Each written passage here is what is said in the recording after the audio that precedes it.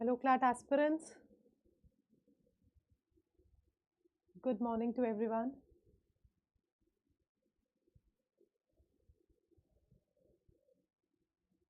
Let's just wait for 2-3 minutes for more people to join in.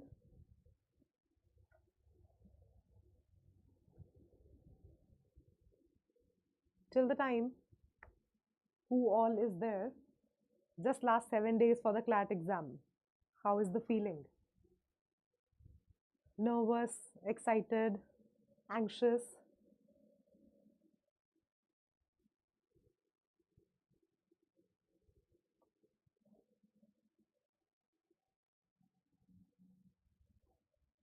How is it feeling?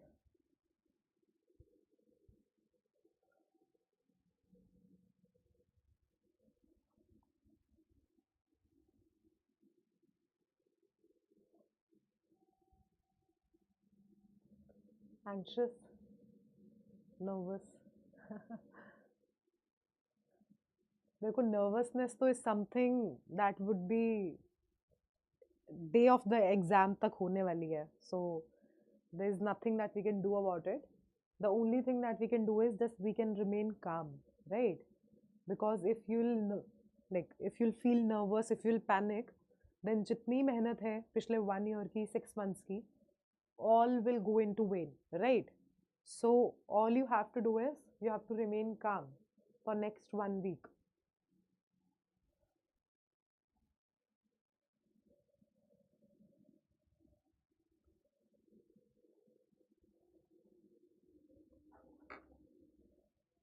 Fear of relatives. Oh my God. लोगों का काम है कहना, अच्छा करोगे तो भी कुछ कमी निकालेंगे, बुरा करोगे तो भी कमी निकालेंगे. अपना ही सुनो, अपने दिल की सुनो. तुम्हें बताया अगर तुमने 100% दिया है तो fear of relatives should not be your concern, not at all.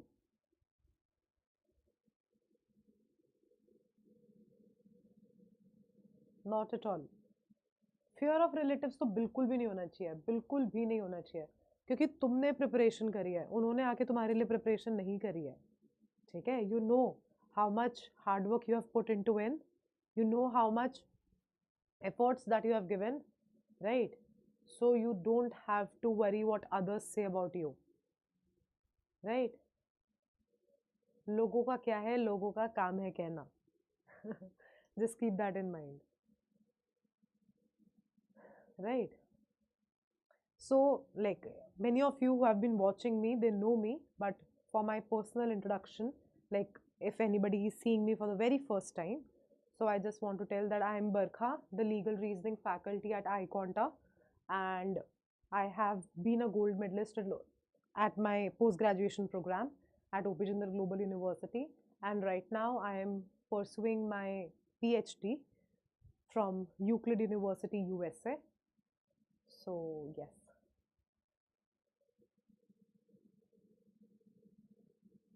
मॉक्स करने चाहिए कुछ और इस week.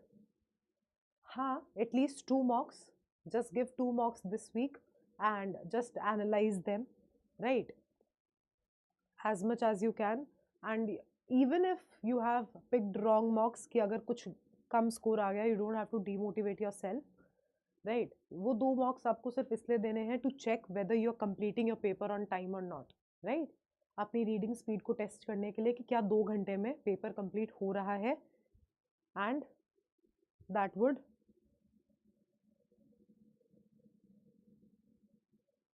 help you to know that yes, my paper is getting completed on time. So that would be a certain confidence level you will build before the exam, so that you know that yes, my paper is getting completed on time, right? सिर्फ उस चीज़ के लिए आपको मॉक्स देने हैं for now, right?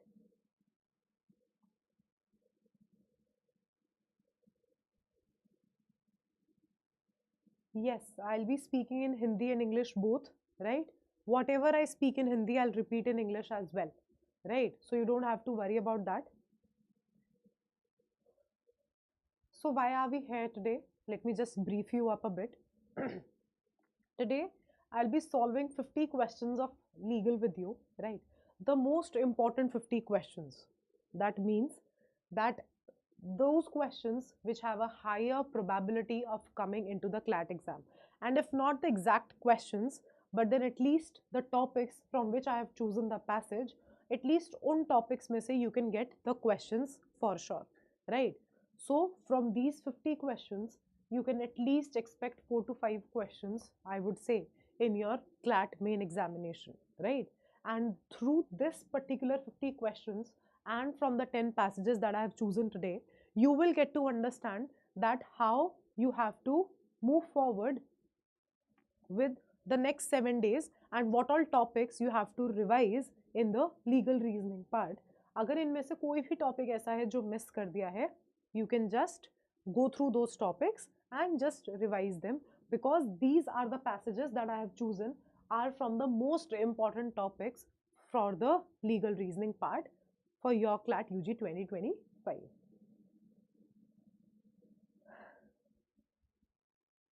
Yes. So shall we begin? Shall we begin with the first passage?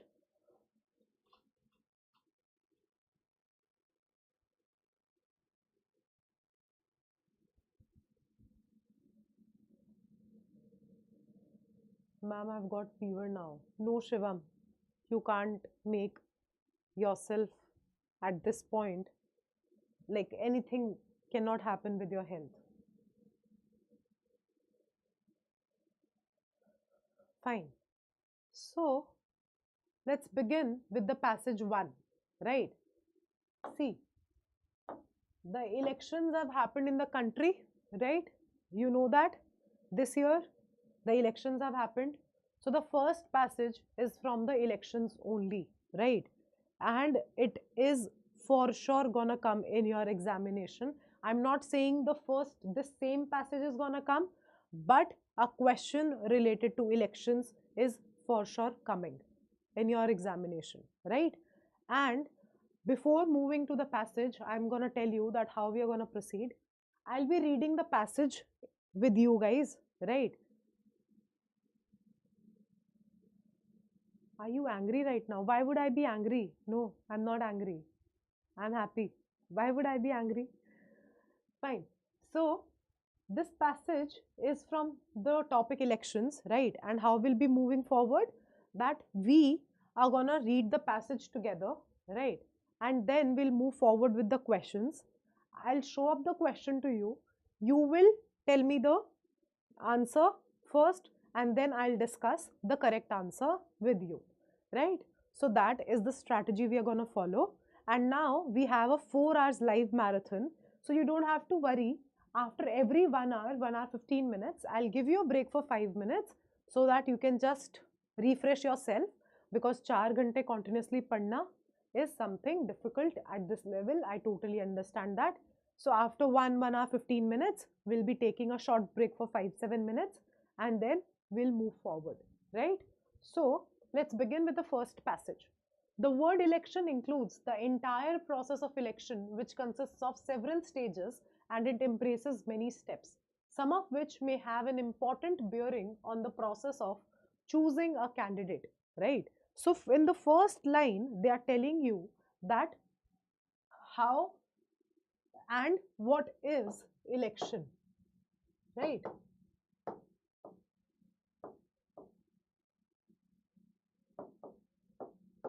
Right.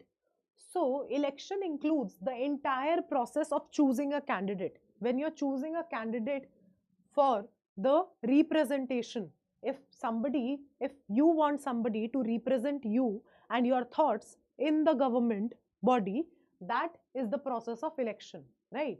Fair election contemplates disclosure by the candidate of his past, including the assets held by him, so as to give a proper choice to the candidate according to his thinking and opinion. So what are they saying? Now in the second line, they are telling you that what is the meaning of a fair election, right? So fair election means a person who is representing you, right, will contemplate and will disclose everything from his past, right, and what all assets he have, so that that particular person can give you a proper choice of his thinking and opinions, right? As stated earlier, in common cause case, the court dealt with the contention that elections in the country are fought with the help of money power, which is gathered from black sources, and once elected to power, it becomes easy to collect tons of black money, which is used for retaining power and for re-election. So here they are telling you a bit of a drawback कि what is happening in the country nowadays, that elections are won by the power of money, right? By the power of black money, right? Which is gathered from black sources. Of course, if it's black money, that means that money is illegal and that money has been gathered from black sources and once elected to power. And अगर वही party जिसके पास बहुत पैसा है through black money, if that party is getting into power, that party is choosing that black money also for the re-election कि उनको दोबारा power में आना है. That particular party wants to come back again in power, and that is where they are telling that they are using that money for re-election as well, right? If on affidavit a candidate is required to disclose the assets held by him at the time of election, voter can decide whether he could be re-elected even in case where he has collected tons of money. So what are they saying? अगर affidavit पे ये पता चल जाता है that how much assets does that party or that person hold, then a particular person, like a normal people like us, can choose that how to and whether to re-elect that person or not, right? Whether in the case that how that person has collected the money irrespective of that fact, right? The right to get information in democracy is recognized all throughout and it is natural right flowing from the concept of democracy. अब आप देख रहे हो इन्होंने elections के topic को right to information से कैसे connect किया, right? So apparently this particular passage is linking the word election, and which is a hot topic of this year. So they are linking the topic of election with the constitutional rights जो अभी हम आगे पढ़ने वाले हैं, right? So they are saying the right to get information in democracy is recognized all throughout and it is a natural right flowing from the concept of democracy. That means कि you have the right to get the information about the person, that how much assets that does that person hold, and how are you getting that right? You're getting that right from the natural right of democracy. If you're living in a democratic country, that is why you have got this right to particularly get information of a person who will be choosing to represent you.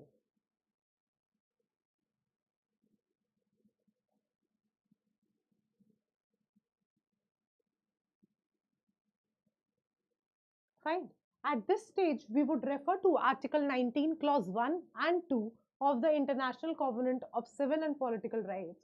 The Election Commission is directed to call for information on affidavit by issuing necessary order in exercise of its power under Article 324 of the Constitution of India from each candidate seeking election to Parliament or state legislature as a necessary part of his nomination paper furnishing therein.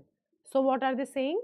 That the Election Commission is directed to call for information on affidavit by issuing necessary order in exercise of its power. So वो क्या बोल रहे हैं? Who has the power to get the information on affidavit? The Election Commission has the power to bring out the affidavit from the party to gather all the information and seeking each candidate to know in front of them that they have to furnish that particular paper so as to disclose every part of asset that they hold.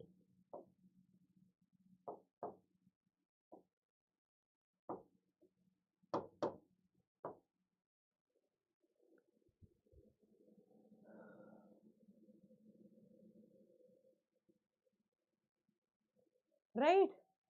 The passage is clear. that how they have linked the elections from the democratic rights and from the constitutional rights?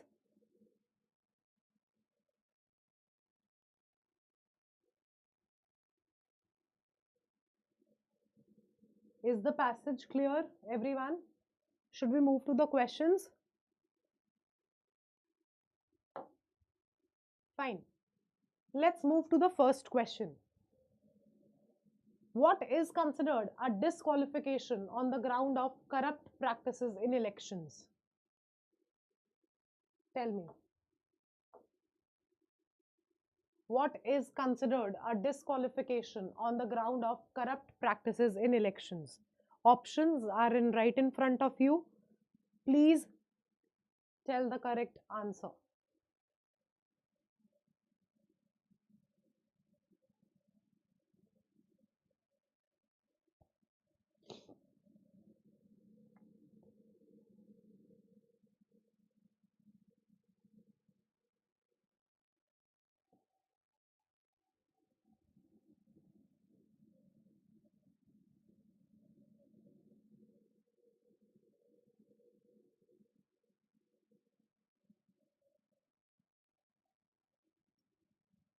Most of you are writing C, and yes, that is the right answer.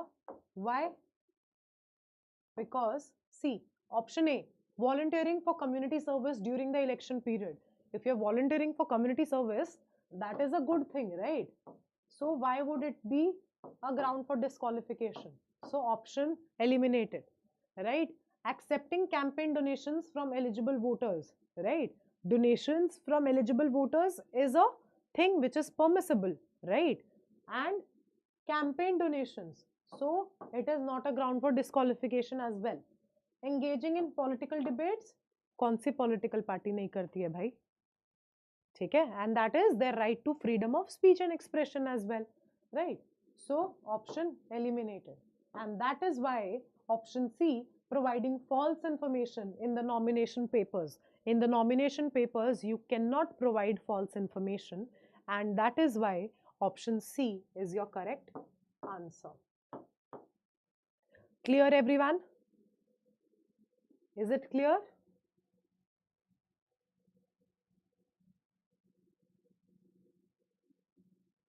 Fine. Let's move to the second question. Which of the following committee recommended, which of the following committee recommendations provided for the curtailing of criminalization in politics? A something topic related to static GK, or I would say legal GK.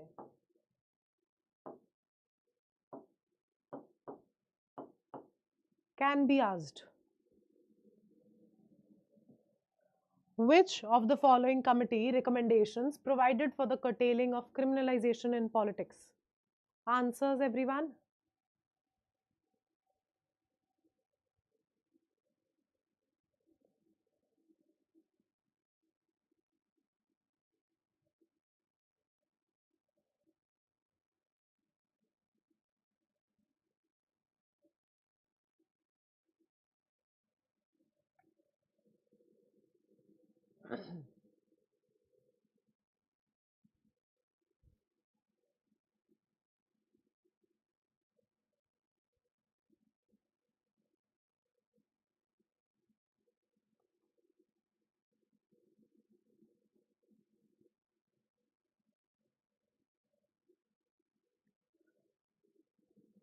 Google करके नहीं बताना है.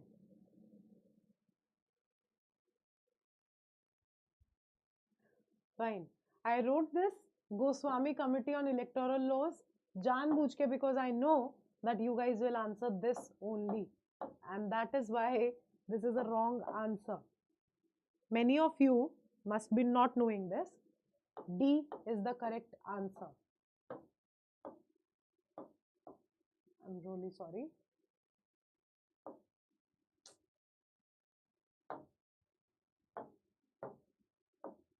D is the correct answer. Vora Committee recommendations provided for curtailing the criminalization in politics, and that is why D is the correct answer. Vora Committee.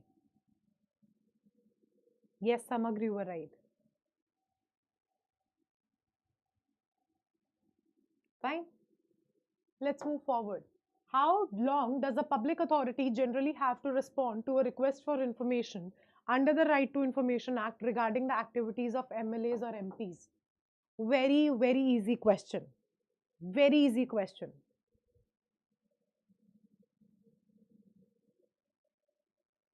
For how long does a public authority generally have to respond to a request for information under the Right to Information Act regarding the activities of MLAs and MPs?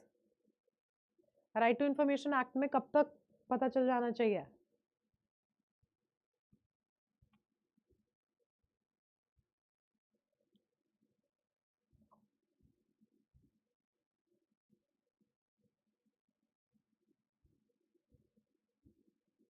Answers?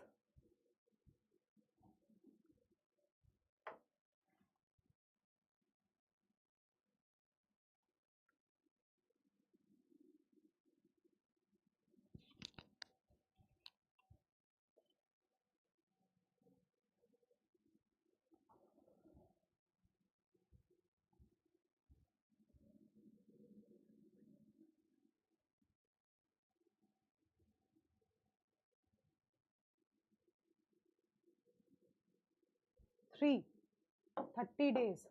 Option B is the correct answer. Right to information act के अंदर अगर आप कोई भी RTI file करते हो, right, तो within 30 days you have to get a response from the authorities, and that is why option B is your correct answer.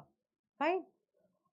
Moving further to the fourth question, which of the following is a key principle behind the Supreme Court's intervention in election related matters, particularly in ensuring transparency and accountability?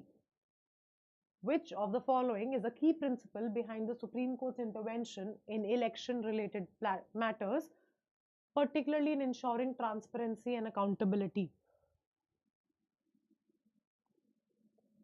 Upholding the principles of free speech and expression, ensuring public access to candidate information for an informed voting decision, preventing the use of government resources in election campaigns, promoting the right to form political associations.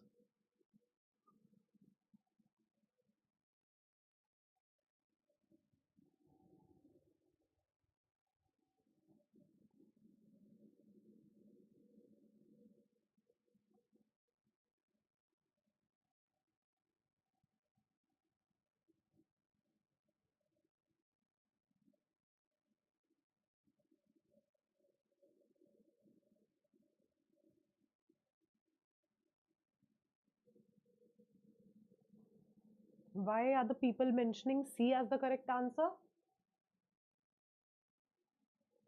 Samagra and Harsh. How can C be the answer? B would be the correct answer.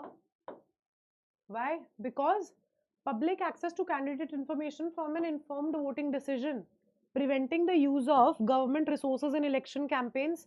Why would Supreme Court interfere in these matters? If they want to prevent government resources, then the government will take particular actions regarding it, right? So why would Supreme Court interfere? Supreme Court is interfering in the voting process or in the election matters so that a fair election can happen, right? And fair election would only happen, as we saw in the passage, that when all the information regarding the elections would be provided to the voters, right? So that is why option B is the correct answer.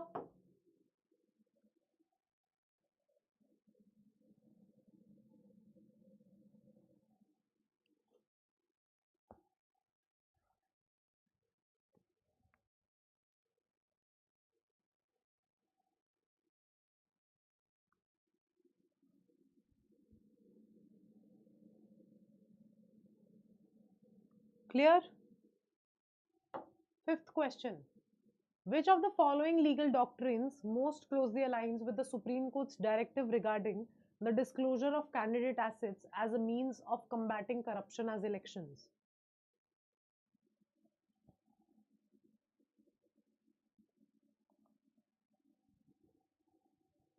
doctrine of separation of powers, doctrine of parliamentary sovereignty, doctrine of accountability and transparency in public life, doctrine of political question.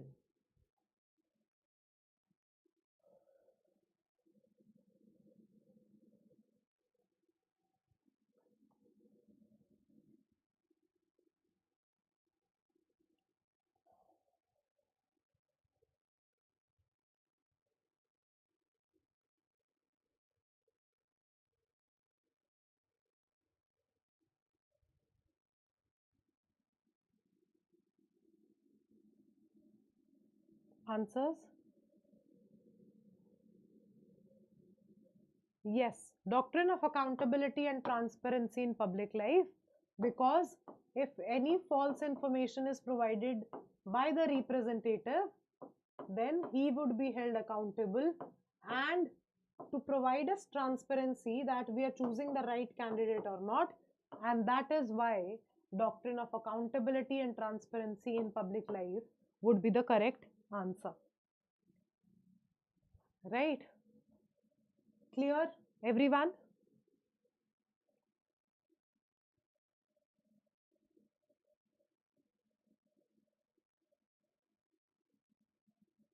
Clear?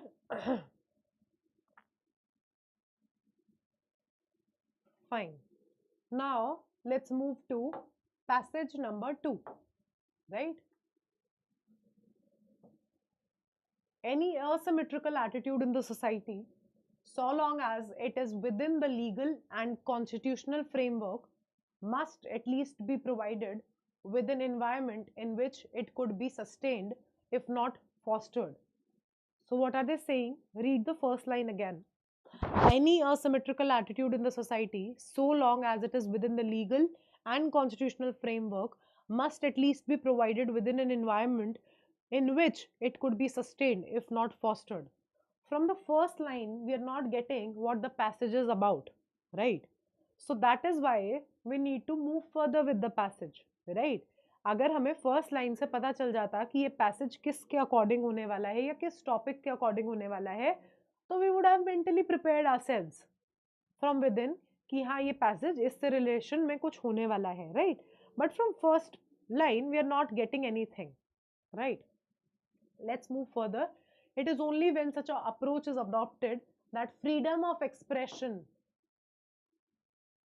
including that of choice, would be allowed to prosper and flourish, and if that is achieved, freedom and liberty, which is the quintessence of constitutional morality, would be allowed to survive. Now from the second line we can get an idea that it can be a passage related to fundamental rights.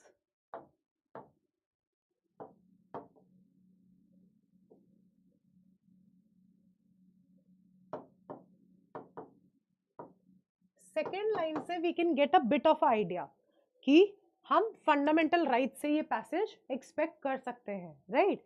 Because freedom of expression word used है, freedom and liberty word used है, right? Which is a quintessence of constitutional morality, ठीक है? तो constitutional morality की अगर बात हो रही है, freedom of speech and expression, personal liberty की बात हो रही है, तो we can say that this passage can be from fundamental rights, ठीक है? Will be allowed to survive.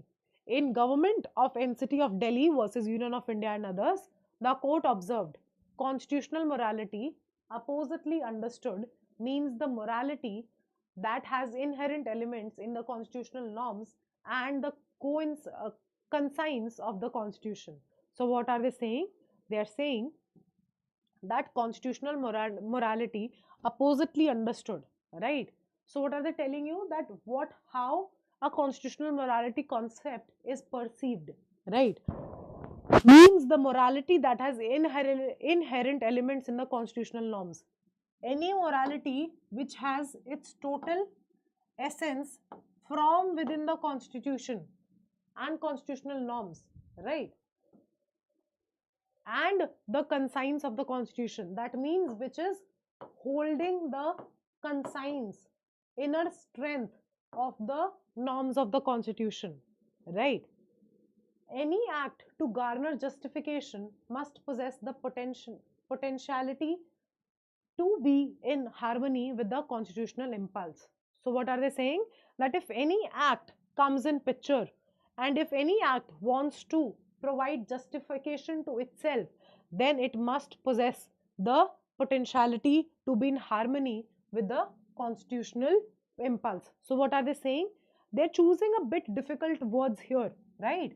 The passage seems to be technical, but all are they saying is that whenever a law comes into picture, it must be in harmony with the constitutional principles and it must be in harmony with the constitutional norms. That's it, right? So the passage is not over. Let's move for the passage again. We may give an example. When one is expressing an idea of generosity, he may not be meeting the standard of justness. What are they saying? Whenever we see someone through generosity, or when someone is throwing generosity to us, at that time we may not be meeting the standard of justness. It cannot be said that if a person is generous to us, he must be fair, right? There may be an element of condescension, but when one shows justness in action, there is no feeling of any grant or generosity, right? That will come within the normative value. That is the test of constitutional justness, which falls within the sweep of constitutional morality. So, what are they saying?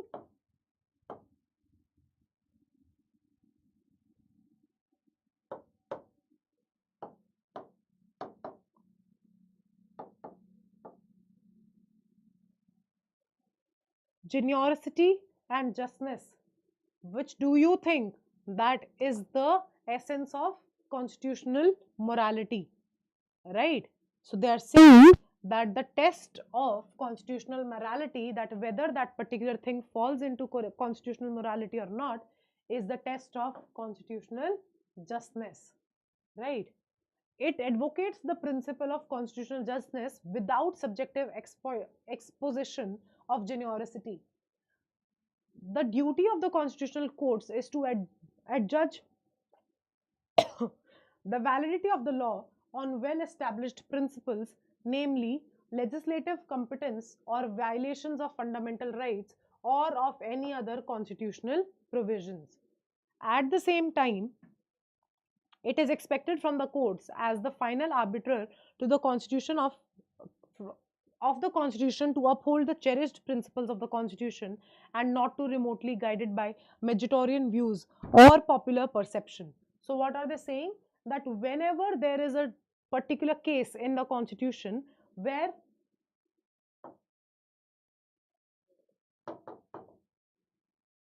a particular court needs to adjudge that particular case, so they are giving you certain theories that how that particular court should move forward with that case. So they are saying that the court must see that whether there has been any violation of fundamental rights or not, and the constitution must see that they do not move forward with the majority of the views or popular perception. They must see that whether that particular principle is following constitution or not. You cannot, वो कहते हैं ना भेड़ चाल में चलना, you cannot follow what other people are following. You cannot follow what majority of the views have, like what majority of the views hold into it and what is the popular perception. The court will not move into that way, that what other people are saying. They would have to see whether that particular thing is bidden and is in line with the constitutional norms or not, right? The court has to be guided by the conception of constitutional morality and not by societal morality. So what are they saying? That the court must move by must not move by societal morality. They do not have to see that what society is following. They have to see what constitution is saying to us.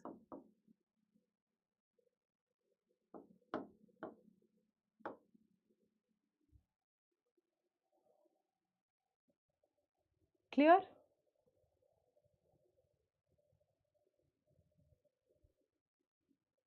The passage is clear. Let's move forward to the questions. In the context of constitutional morality, as explained in the Government of NCT of Delhi versus Union of India, which of the following statements best captures the essence of constitutional justness?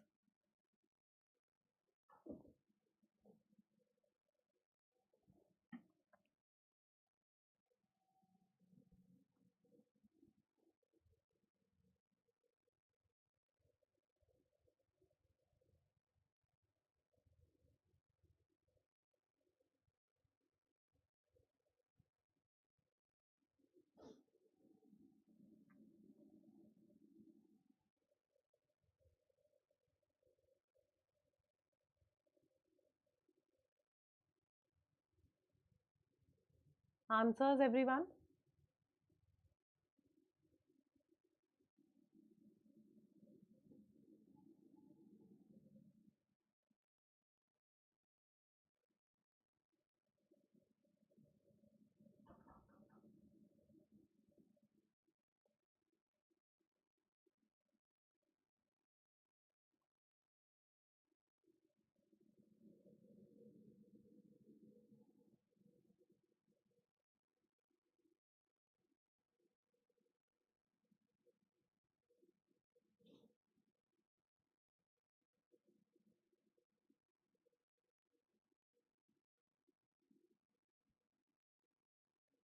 Yes, B is the correct answer.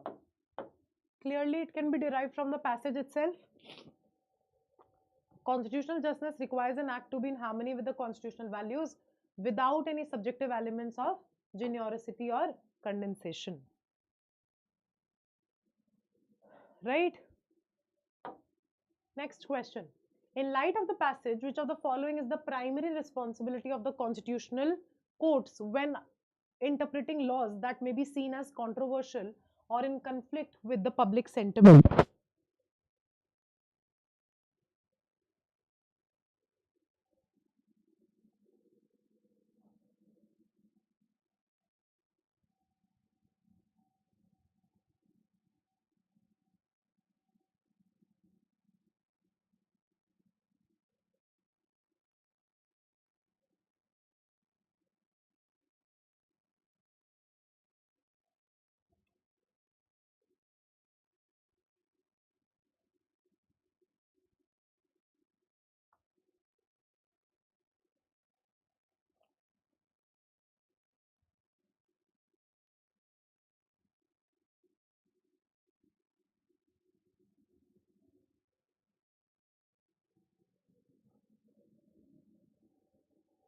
To judge laws based on their alignment with constitutional norms and fundamental rights while avoiding any influence from majoritarian sentiment and public opinion.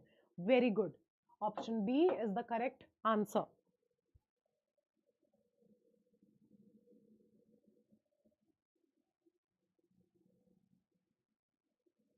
Hi. Fine. Now, question number 8. What does the passage suggest about the relationship between constitutional morality and societal morality?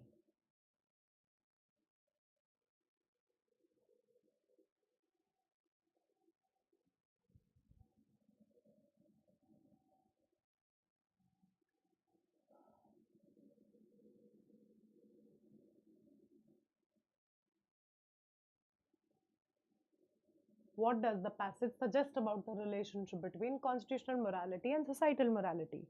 Options right in front of you. Please answer.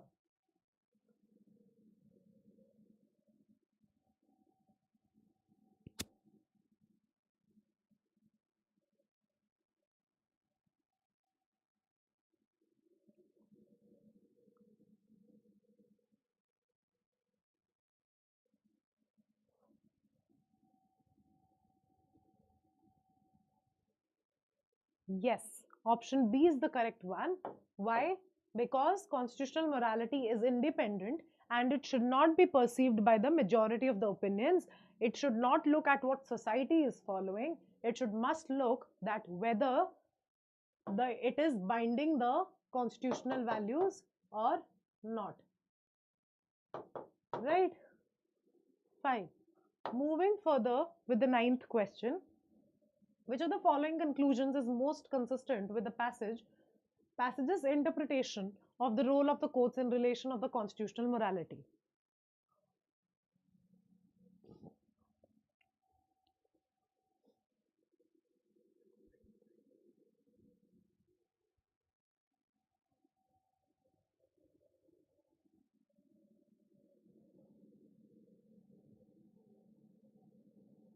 Ma'am CLAT में इस type के questions आते हैं I mean language yes of course इसी type के questions आते हैं CLAT में इसी टाइप के क्वेश्चंस आते हैं क्लैट में लैंग्वेज थोड़ी सी डिफिकल्ट ही आती है एंड वो सिर्फ आपको कंफ्यूज करने के लिए अगर उस पैसेज को आप पूरी कंसंट्रेशन के साथ फर्स्ट टाइम भी पढ़ोगे your answer would be coming as right trust me on this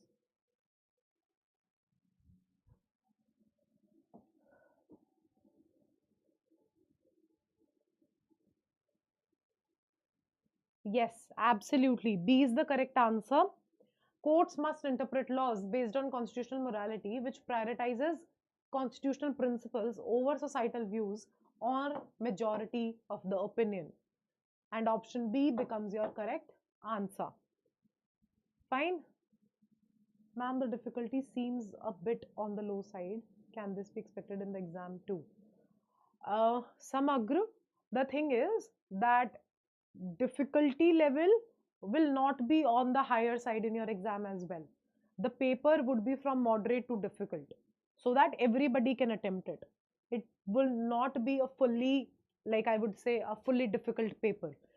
To be honest, what is the, like, to get out of a topic a bit, what is the strategy of the examiner, like of the paper setter?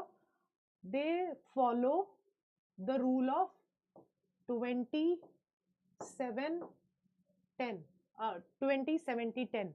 That means 20% of your paper would be difficult, 70% of your paper would be moderate, and 10% of your paper would be very easy. So that is the strategy. Right? So you can expect difficult paper, like वो 20% का जो difficult वाला part होता है ना, that is the deal maker or deal breaker, to be very honest, because some of the students face difficulty in that 20% only, and if you ace that 20%, then you're getting into the top 5 NLUs.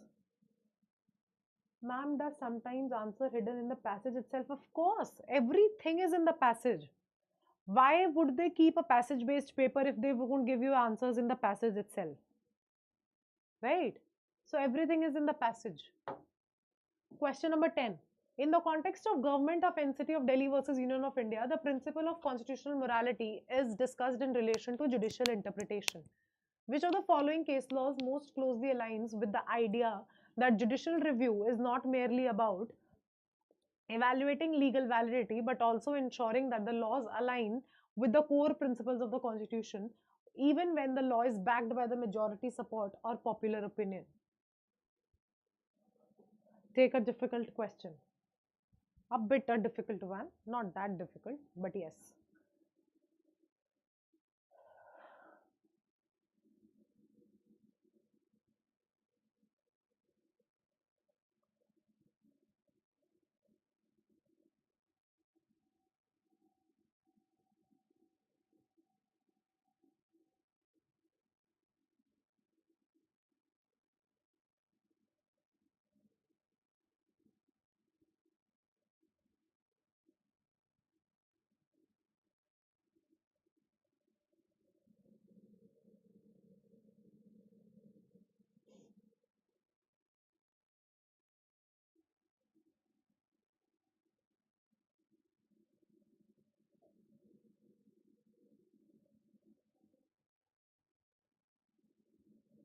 Ayush has mentioned C as the answer. Why, Ayush?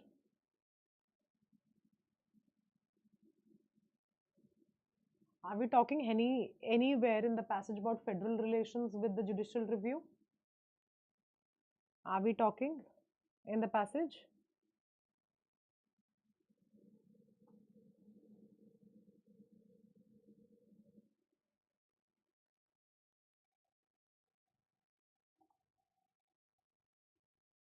You don't have to read the case laws. Just everything about the case law is mentioned in front of it. So just connect that with the passage and then answer. You don't have to remember all the case laws. At class 12 level, how will you remember the case laws? The correct answer is A. Minerva Wills versus Union of India, emphasizing the fundamental structure of the constitution and role of judicial review in preventing any infringement on its basic principles, even when such changes are politically popular. Politically popular. Right? A would be the correct answer.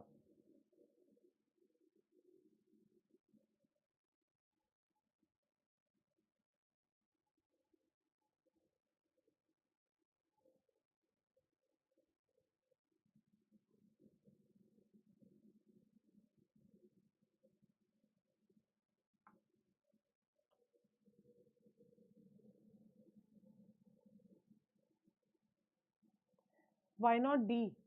Indira Gandhi versus Raj Narayan, discussing the limits of popular sovereignty and importance of judicial review to ensure that constitutions constitution's values are upheld regardless of political or public sentiment. Is the passage anywhere talking about judicial review? Was not the passage talking about constitutional morality?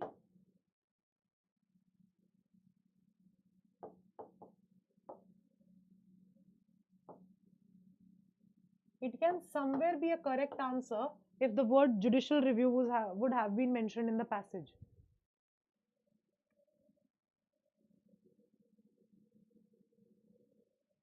It is talking about constitutional morality, not judicial review. Two separate things.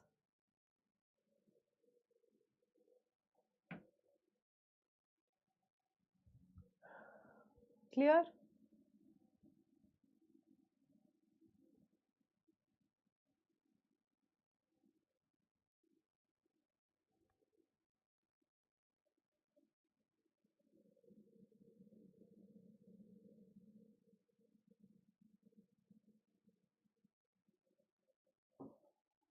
No, no, no. You're getting confused. Emphasizing the fundamental structure of the constitution. The first line that they have mentioned is there. That. And then they are mentioning the role of judicial review. First, they are linking it with constitution, and then they are saying that on basis of the infringement of the basic principles, then they are connecting judicial review. Even sovereignty isn't present in the passage. Yes.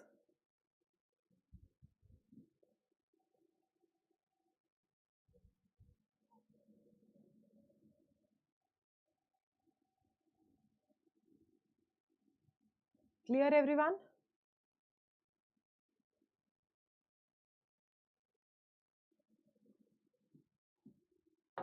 Passage number 3.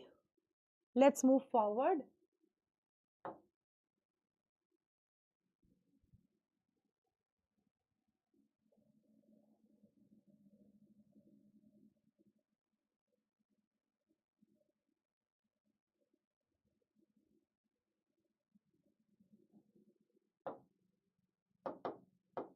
Miscellaneous laws passage. Criminal law, contracts, torts, constitution सब पढ़ते हैं. But miscellaneous laws का एक passage for sure they're gonna ask you, right? Intellectual property rights are those intangible assets that are granted to the creator or inventor of a valuable creation of mind or invention that can be monetized and gain a certain reputation. So the passage is from IPR, intellectual property rights.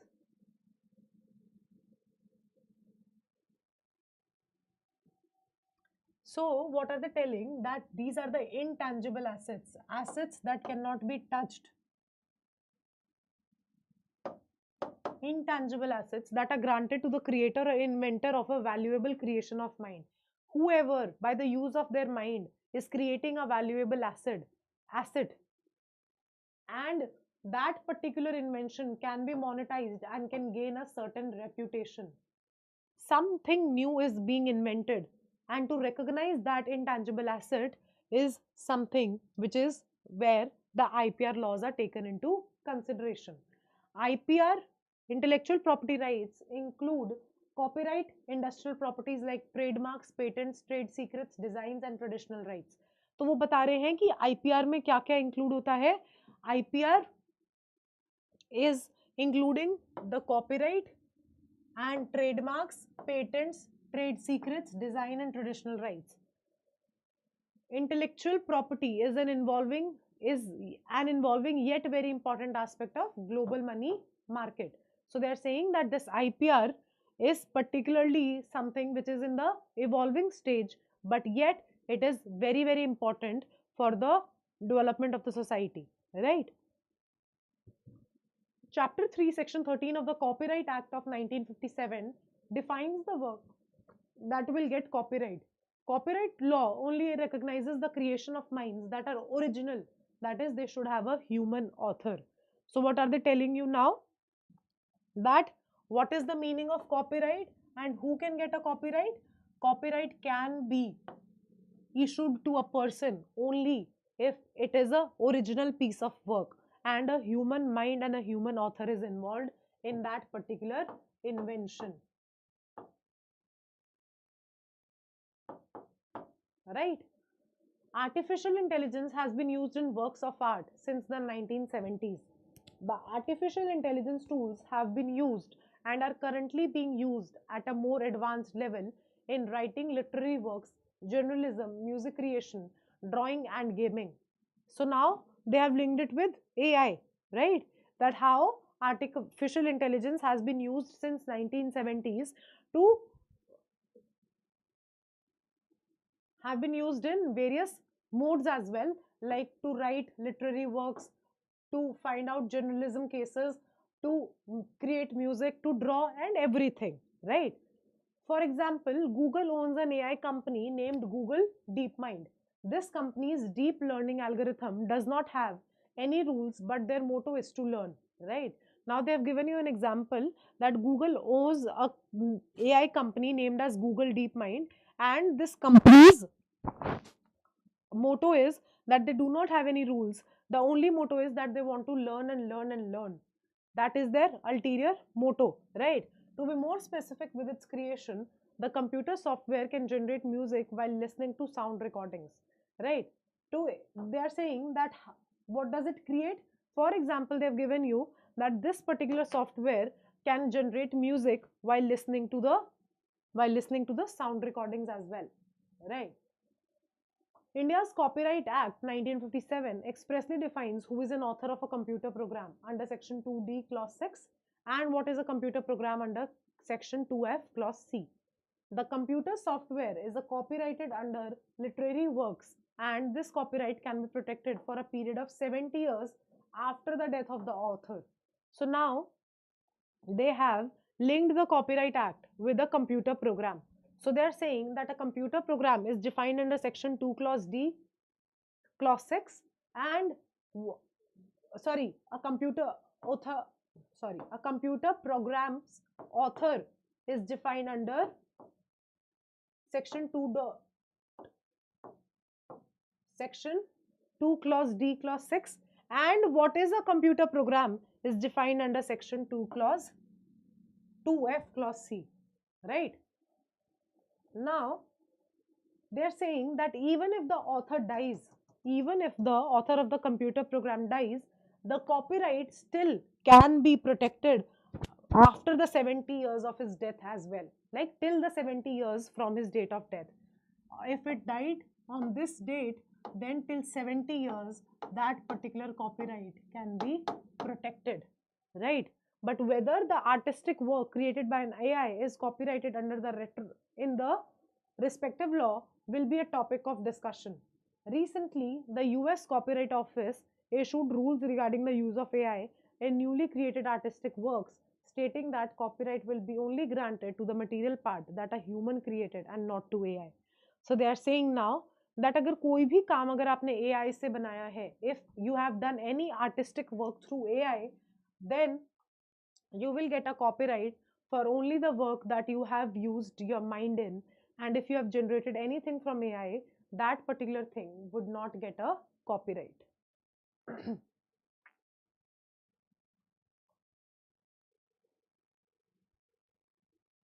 Clear?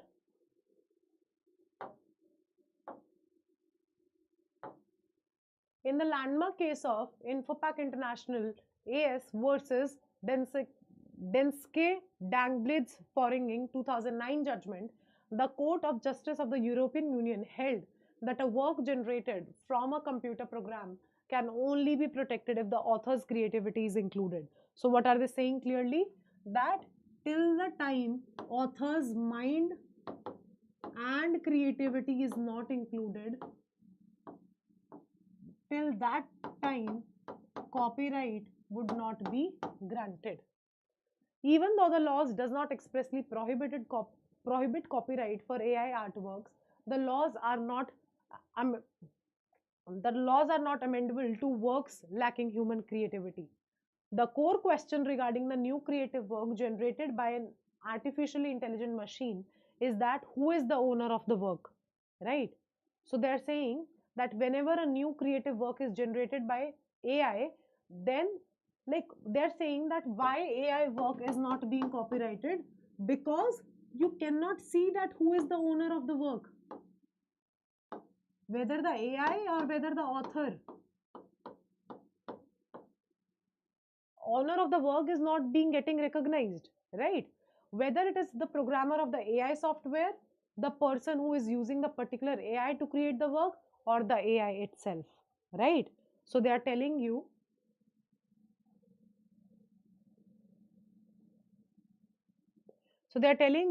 that we cannot recognize who is the owner of the work, whether the programmer of the AI software, whether the person who is using AI for its work, or whether the AI itself, right?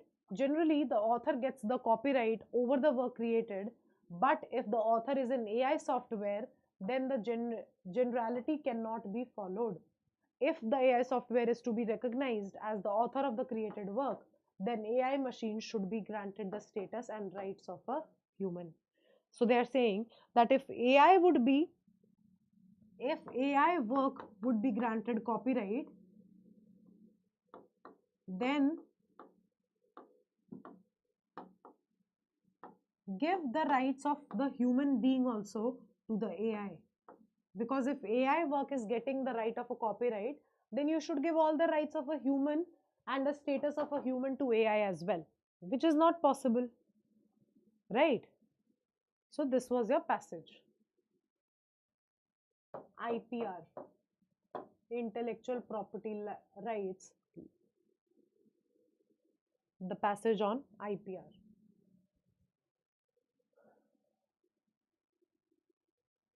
Ma'am, if we had used innovative prompt, then will it be copyrighted?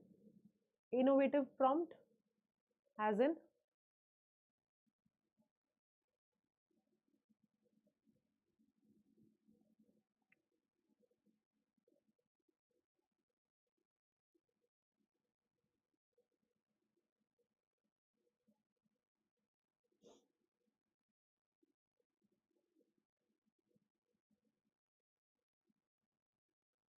Let's move forward with the questions.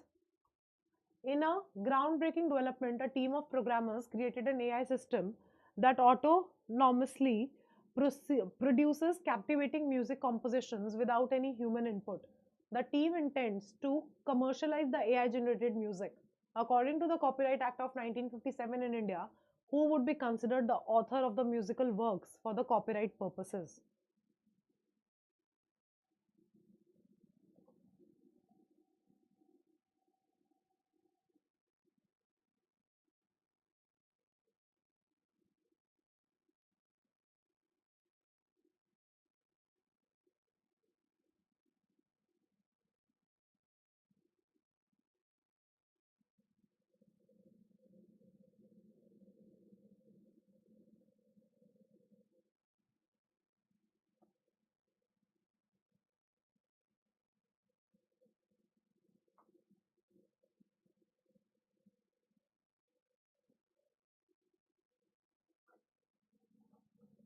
Answers, everyone?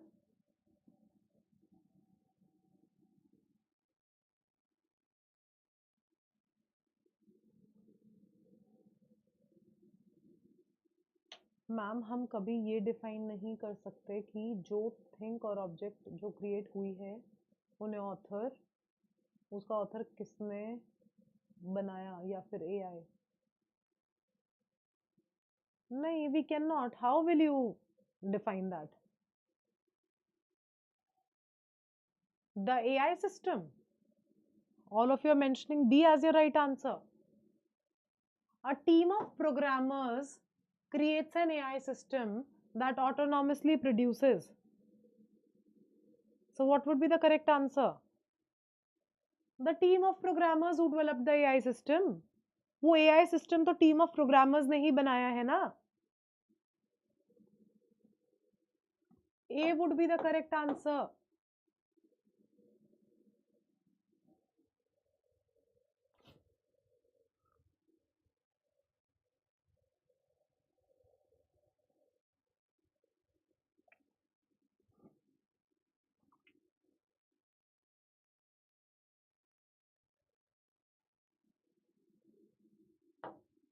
Question number 12.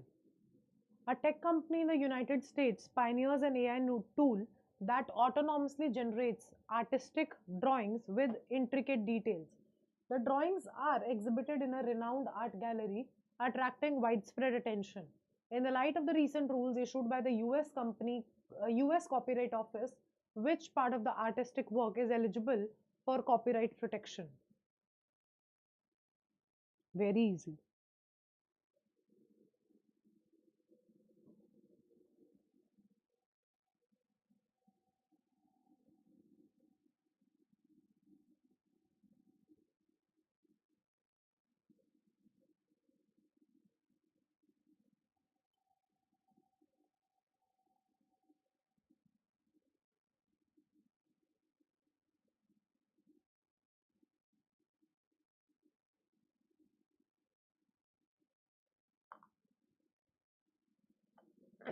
Answers?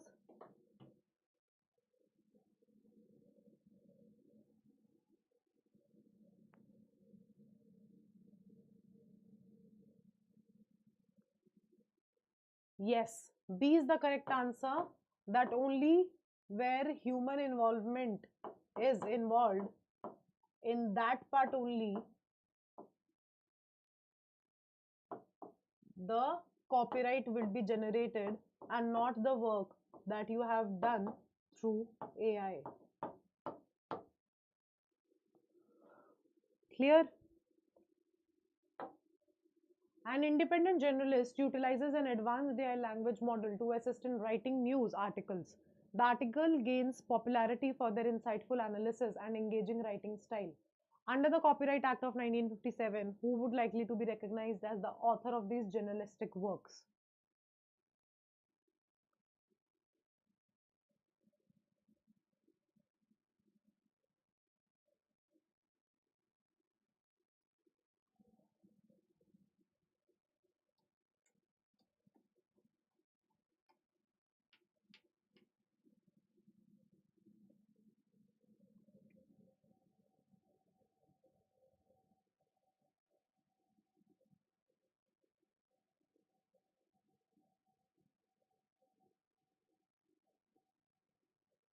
Answers?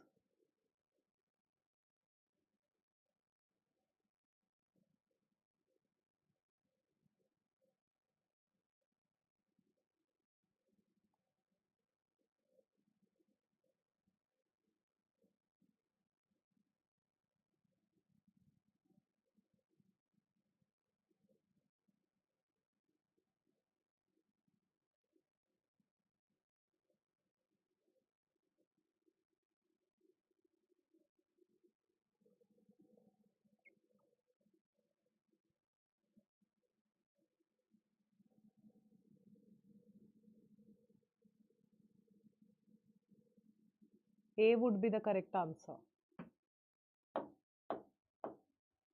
Can you tell me, Jade, why did you mark answer A? What is the reason behind that? And why not C like other students?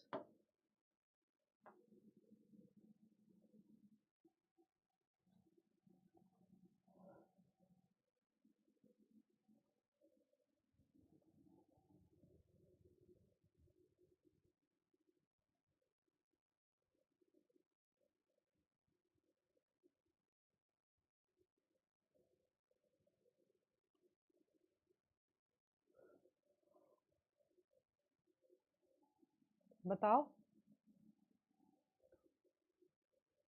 Because the generalist utilizes an advanced AI language model to assist.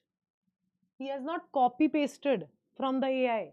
पूरा article उसने सिर्फ help लिया है, assisted, right? And that is why the generalist would be granted. AI alone does not have the copyright. Yes. And that is why A would be your correct answer.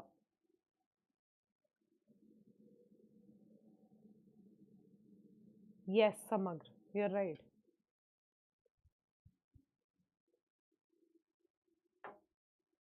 A software company in Europe develops an AI system that independently generates unique designs for industrial products. These designs, created without any human intervention, are sought after by various manufacturing companies.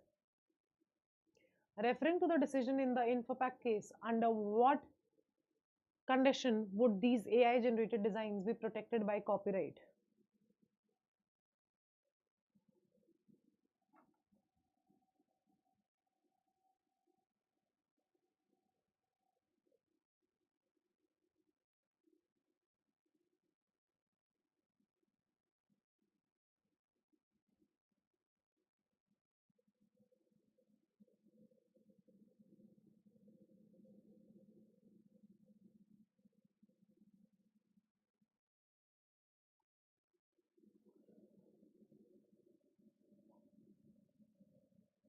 AI will be only the owner, Pratik, when everybody, when everything is written by AI and there is no human intervention. And if there is a combination of human intervention and the AI, then it is difficult to understand that who is the owner. Then we will see that to what part copyright would be granted and to what part AI would be granted. Yes, A is the correct answer. Only if the designs demonstrate substantial human creativity.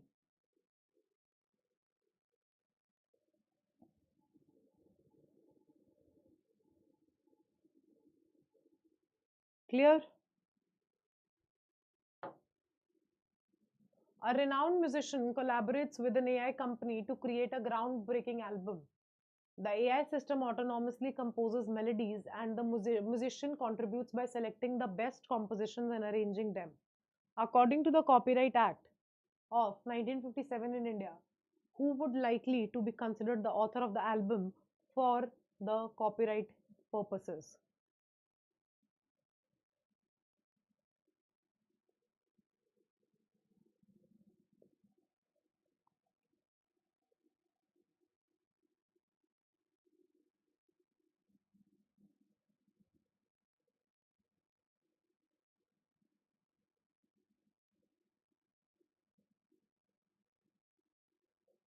Answers?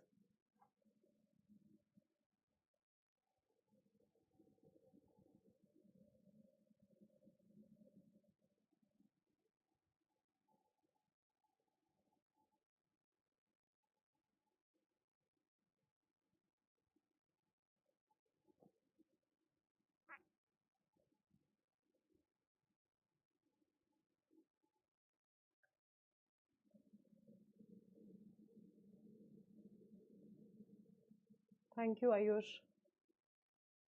Answers?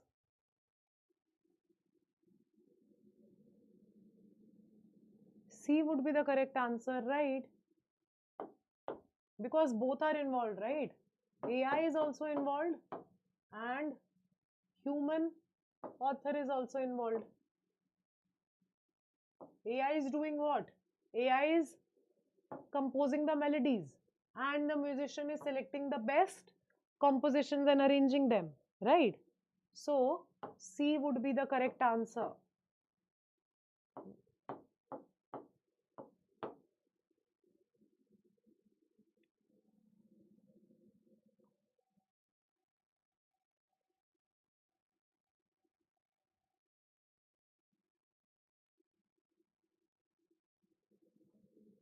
C, not B.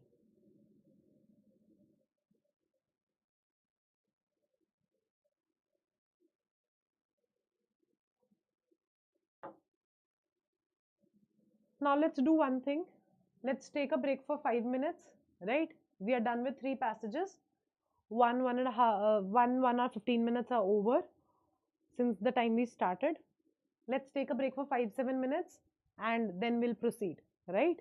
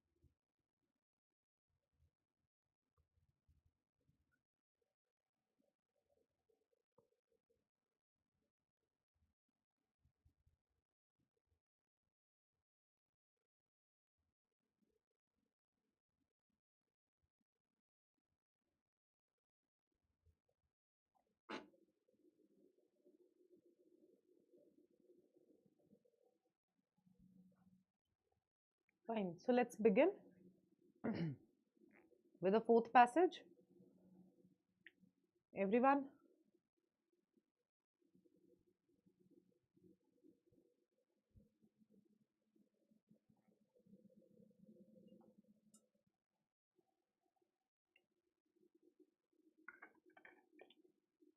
Fine. So now, this is the passage. Just give me a minute.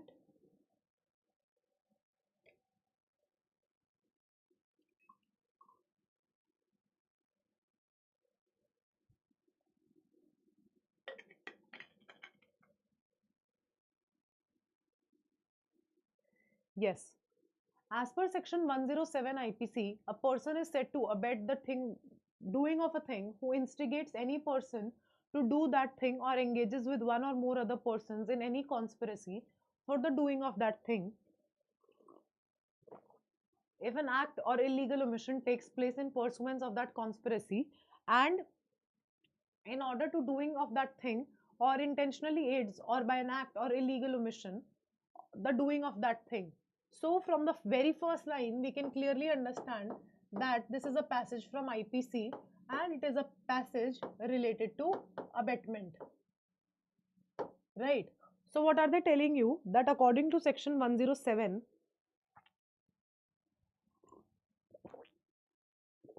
a person is said to abet that thing who instigates any person. If you are instigating someone to do an act on your behalf, or you're instigating someone to commit any crime or omit anything which is a legal duty to do, right? That is something when you intentionally instigate or provoke someone.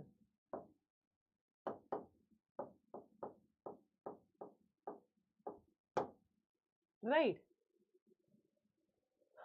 Explanations to the section state that a person who, by willful misrepresentation or by willful concealment of a material fact which he is bound to disclose, voluntarily causes or procures or attempts to cause or procure a thing to be done, is said to instigate the doing of that thing. Right? When you are misrepresenting, when you are concealing a material fact which is bound to be disclosed, right? And voluntarily causes or procures, attempt to cause or procure, right? That is said to someone to instigate that particular person. To constitute the offense of abetment, it is not necessary that the act abetted should be committed or that the effect requisite to constitute the offense should be caused. So what are they saying here? That it is not necessary that if you have instigated someone or if you have caused abetment, then that particular person is doing that act. That is not necessary.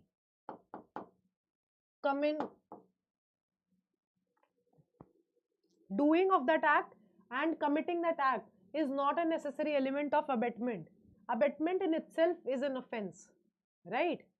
You are doing abetment by instigating that person to do something, right? Whoever either prior to or at the time of commission of an act does anything in order to facilitate the commission of that act and thereby facilitates the commission thereof is said to aid the doing of that act. Now, who is aiding, who is helping that person for the commission of that act or facilitates the process or the commission of that act is called aiding, is to aid that particular act, help that particular person, right? The term instigate here denotes incitement or urging to do some drastic or inadvisable action. In committing abetment, mens rea is necessary ingredient. What is the intention? Mens rea.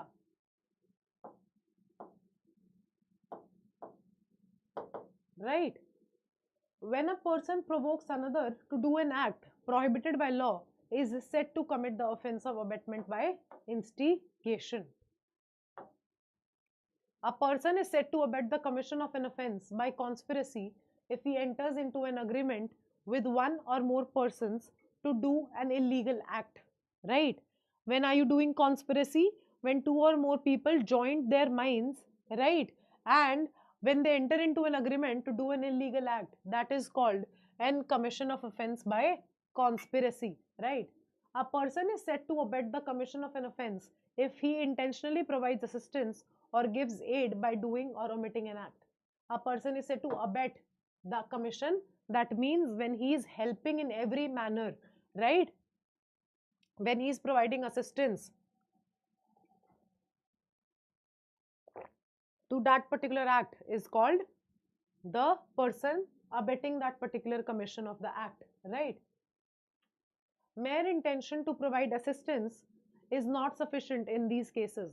To hold a person guilty and liable for abetment, there must be some active conduct of the part of the abetter, and the act must be accomplished in furtherance of that. It is not necessary that the person abetted should be capable by law of committing the offense, or that he should have the same guilty intention or knowledge as that of the abettor, or any guilty intention or knowledge. So what are they saying?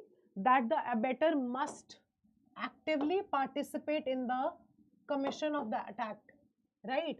Whether physically it is not necessary, he is actively mentally present and mentally he is conspiring, right? And they are saying that it is not necessary whether this abettor was capable enough to do what? Capable enough to have the guilty intention to commit that crime and capable enough to commit that particular crime as well, right? A person abets an offense within the meaning of this code who in India abets the commission of any act without and beyond India which would constitute an offense if committed in India, right?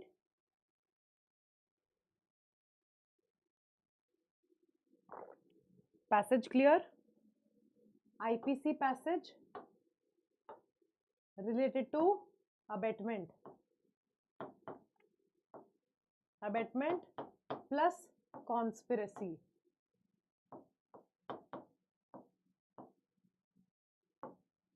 Clear?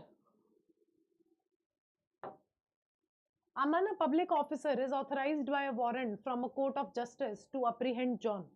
Raman, knowing the fact and also that Chetan is not John, willfully represents to Aman that Chetan is John and thereby intentionally causes Aman to apprehend Chetan. Decide.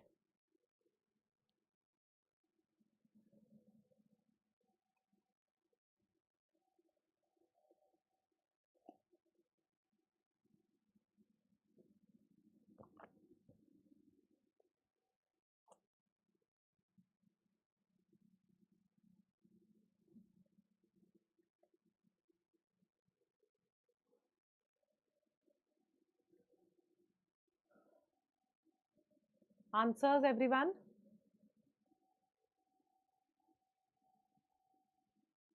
Very easy question.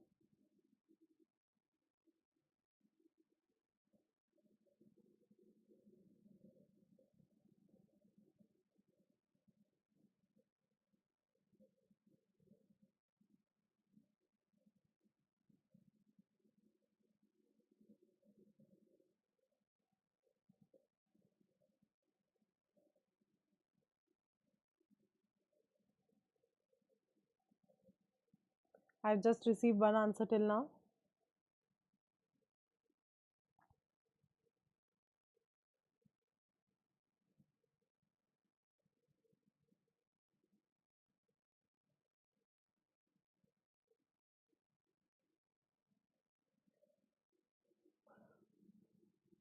Why C, Pratik?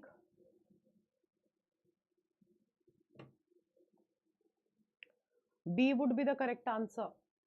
Raman is liable for abetting the wrongful arrest of Chetan because he had materially concealed a fact.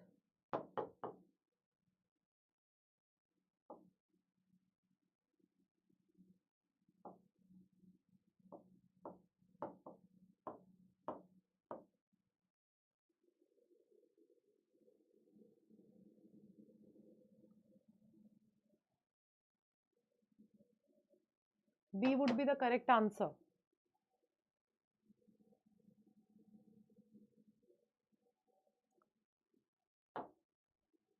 Shikha instigates Madan to murder Shubh. Madan, in pursuance of the instigation, stabs Shubh. Shubh recovers from the wound. Discuss the liability and answer accordingly.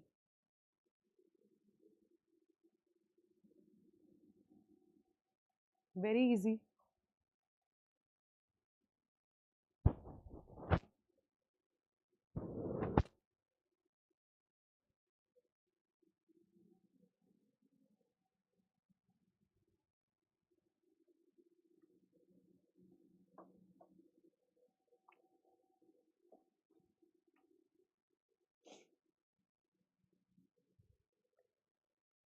B would be the correct answer.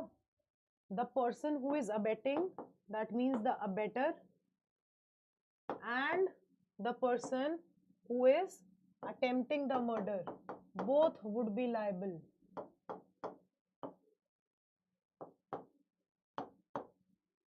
Right?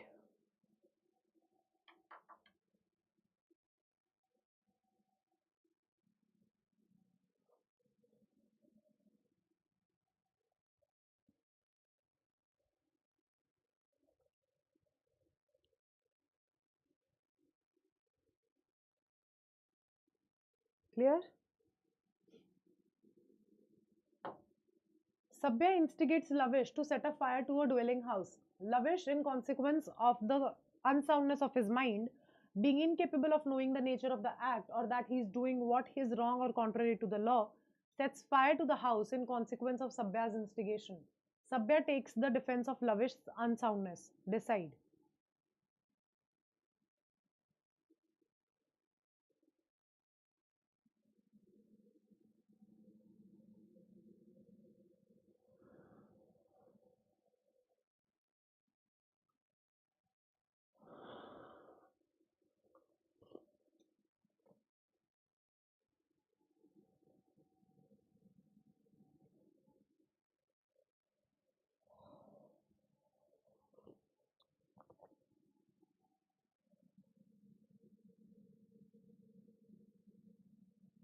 Can you please accompany me on exam day? No, I cannot. But you can tell me your center. If it's in Gurgaon or Delhi, I can come to meet you.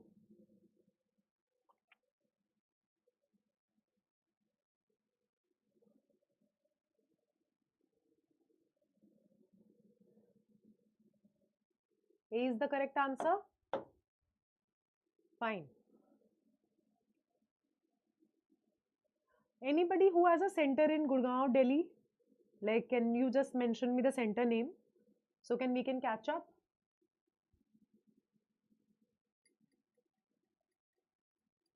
Anybody center in Gurgaon, Delhi? Exam center?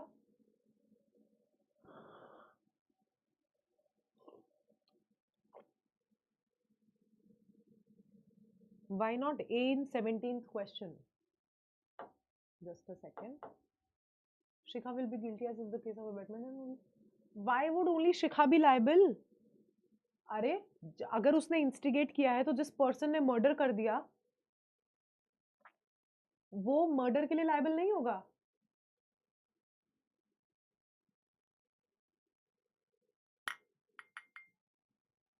Murder के लिए तो liable होगा ना. Priyanshi, you have your center at Dwarka. Okay, what is the center name? The name of the school, college, whatever.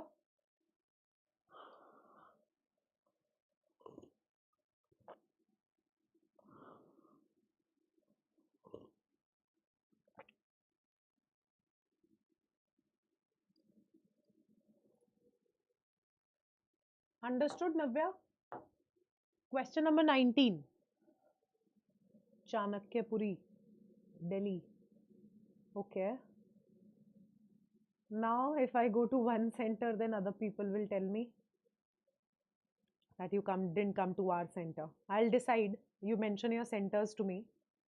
Right? CI in India instigates North, a foreigner in Poland, to commit a murder in Poland. Who would be held guilty?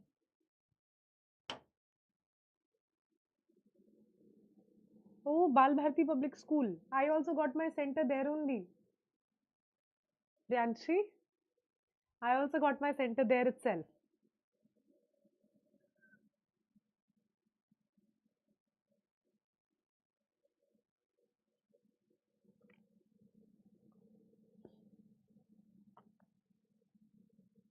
Maitri College, I got my center for DOLLB examination.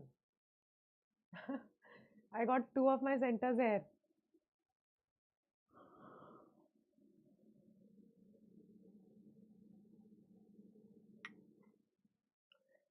Navya, she will be liable for abetment, the other person will be liable for murder. She is not liable for murder. Sia will be guilty as this is the case of abetment, and Sia along with North will be liable for the murder as they both have committed the grievous murder. D, are you saying?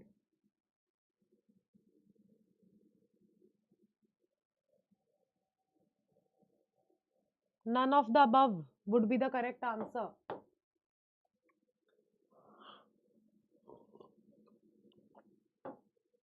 Sia would be liable for abetment.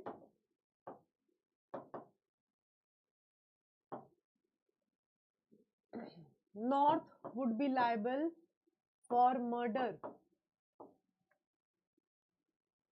Right? And here in none of these options it is mentioned this like the correct answer that I told. D would be the correct answer.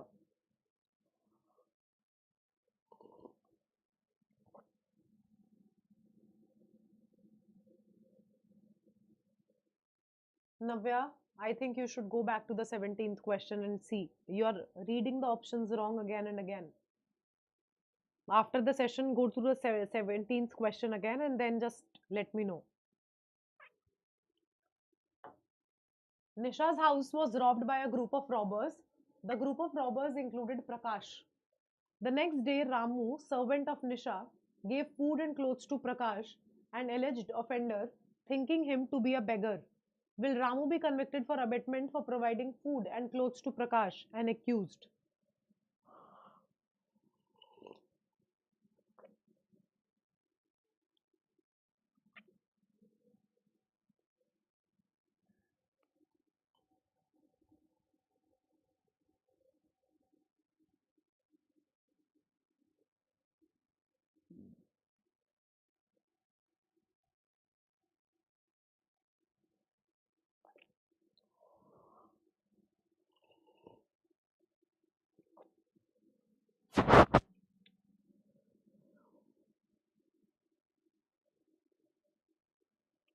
Yes, B would be the correct answer.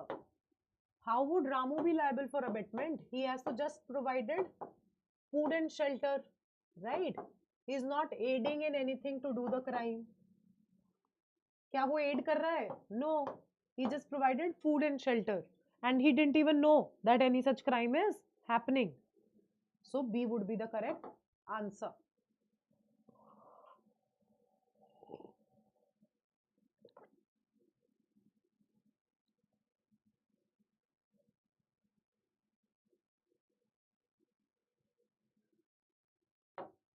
Passage number 5. Indian Contract Act.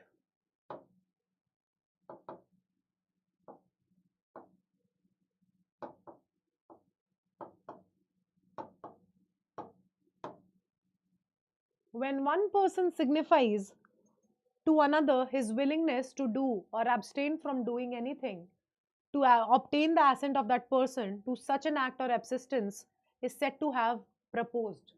Now, what are they telling you the meaning of proposal?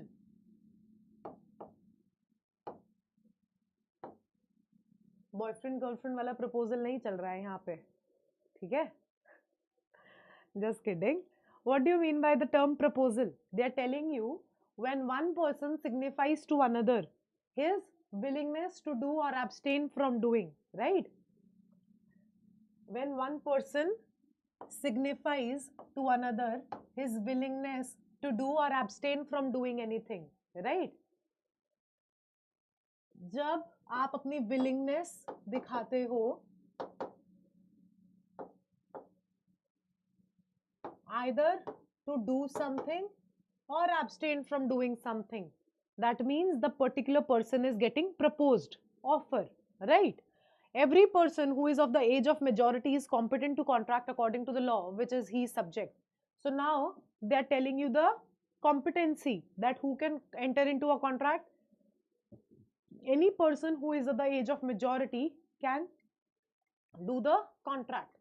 A minor is not permitted by law to enter into any form of contract. A person is said to be of sound mind to make a contract if at the time of he makes it, he is capable of understanding it and of forming a rational judgment as to its effects upon its interests. So again, another competency, that a person should be of sound mind while doing the contract. यहाँ पर contract हो रहा है, sound mind का person है, he knows that what can be the consequences of that particular contract, right? अगर उससे पहले अनसाउंड माइंड का होता है पर्सन या उसके बाद अनसाउंड माइंड का होता है, that doesn't matter. If at the time of making of the contract the person is of sound mind, can understand the consequences, that would be a valid contract, right? Even in the criminal law, it should be noted that nothing in offense which is done by a person who at the time of doing it because of unsound state of mind is incapable of knowing the nature of the act or something that he is doing is either wrong or contrary to the law.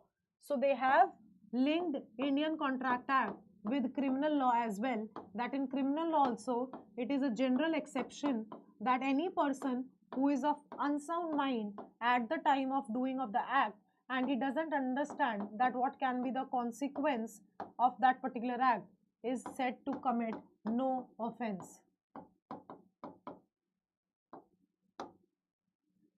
Right?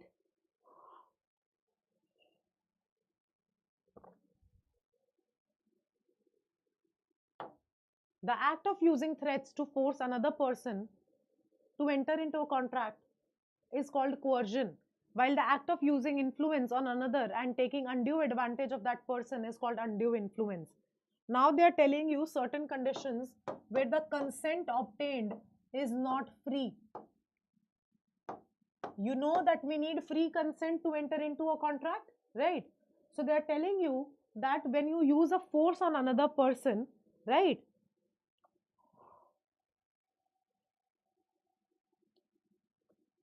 or you unduly influence that particular person, is said to have two factors, one of coercion and another of undue influence. To prove coercion, the existence of the use of threat in any form and manner is necessary. In coercion, they are telling you an essential element that you are using threat is called coercion. If coercion is proved, the person who has been so threatened can refuse to abide by the contract. That means if A is threatening B to enter into the contract, then B can avoid the contract. B can avoid fulfilling the obligations of the contract. He can avoid, right? And to prove undue influence, there has to be a pre-existing relationship between the parties to a contract. Unduly आपको कौन influence कर सकता है?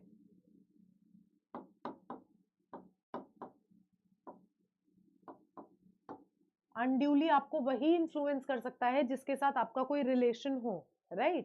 So they are saying that to prove undue influence, there must have to have a particular relationship, right? Pre-existing relationship, and then only the person can unduly influence you.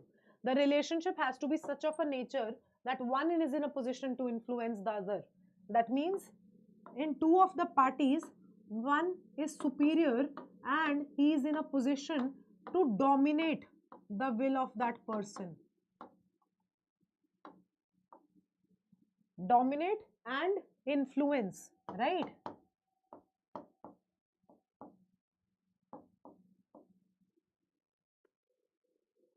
If it is proven that there has been undue influence, the party who has been so influenced need not enforce the contract or perform his obligations under the contract. So what are they saying? The inferior party, if feels that he do not want to enter into that particular contract, and if they have been influenced, then this inferior party can also avoid the contract and can also deny to fulfill the obligations of the contract. Very, very easy passage, I guess. Very easy. Should we begin the questions?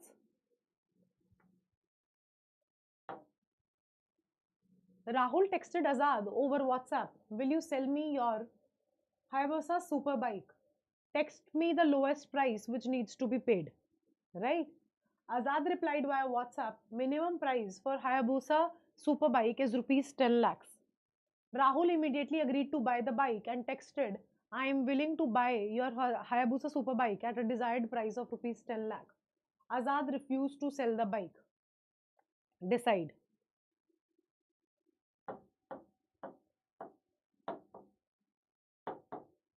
Decide.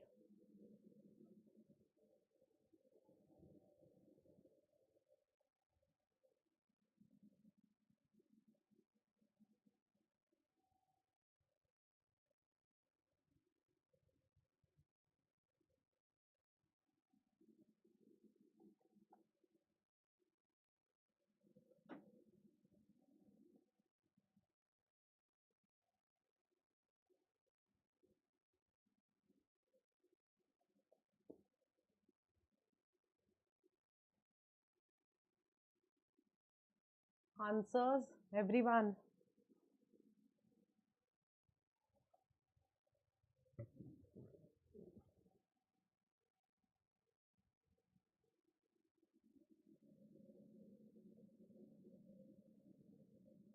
C would be the correct answer. Because सिर्फ lowest price पूछा है. अभी उसने ये नहीं willingness दिखाई है that he wants to enter into a contract. Right? It was an invitation to offer, but here they're not asking you that whether he whether he can refuse to sell the bike or not. They're just asking you that whether there was an offer or not. Right? So there was no offer only. C would be the correct answer. A minor took a loan of rupees 1 lakh from a money lender by mortgaging a gold bracelet worth rupees 1.5 lakhs. It should be noted that while giving the loan, the advocate of the money lender was acting for him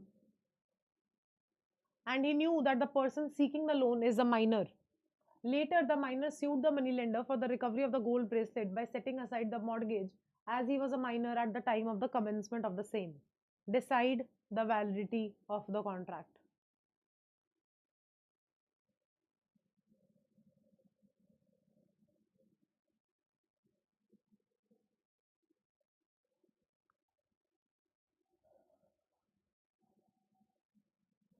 Answer.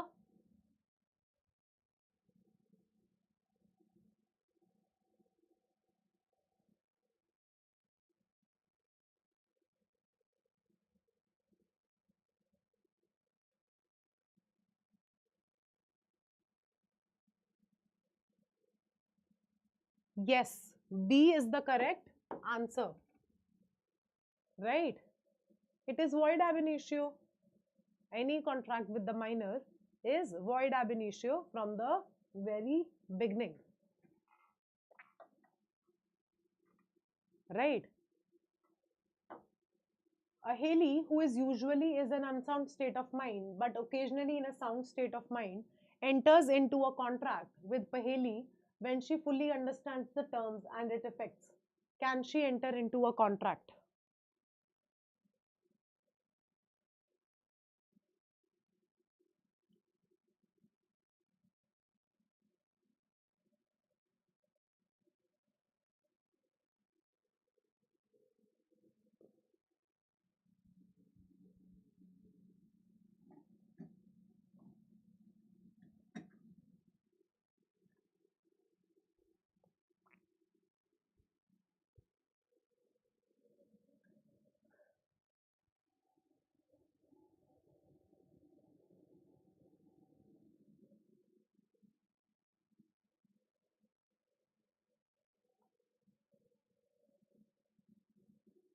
Yes, D is the correct answer because Haley can enter into a contract because she is in sound state of mind at the time of contract.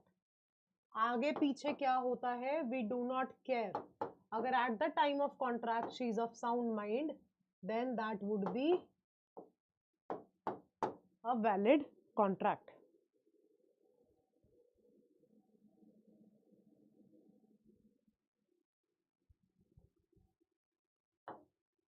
Ravi, a young employee, is employed at a company owned by Priya. Priya offers him a significant promotion contingent upon Ravi agreeing to accept an unfair non-competitive clause in his employment contract which limits his future employment opportunities. Ravi reluctantly accepts the clause, feeling he has no choice if he wants the promotion. Later, Ravi realizes that the terms of the non-compete clause was excessively restrictive and unfair.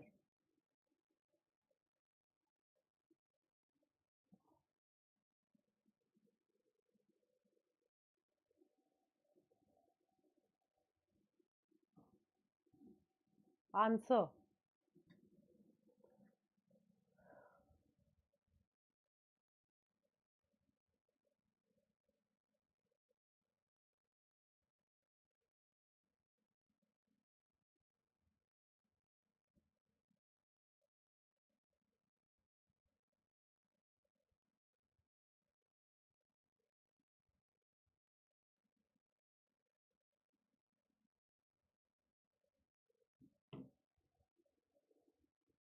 Yes, B is the correct answer. The contract is voidable by Ravi due to undue influence exerted by Priya, as Ravi was in a subordinated position. That means Priya was in a position to dominate the will of Ravi, right? And that is why option B is your correct answer.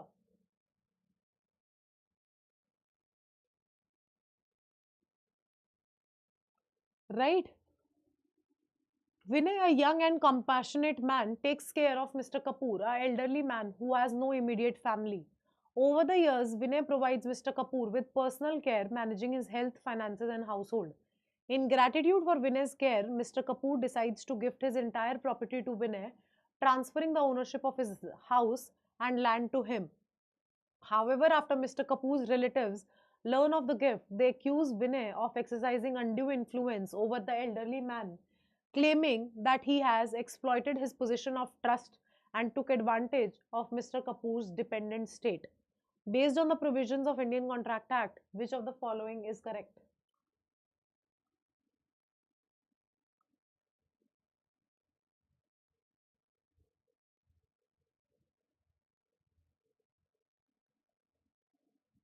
Answers?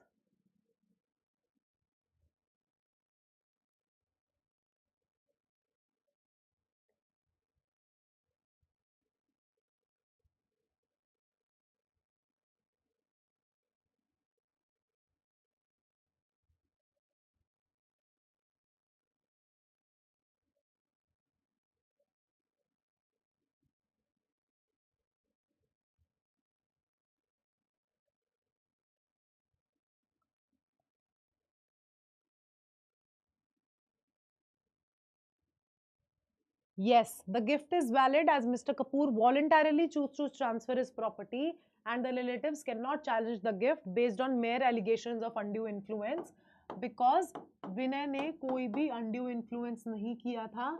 It is a matter of gift that Mr. Kapoor gave to Mr. Vinay because of the because of the well-being and because of the care that he took of Mr. Kapoor.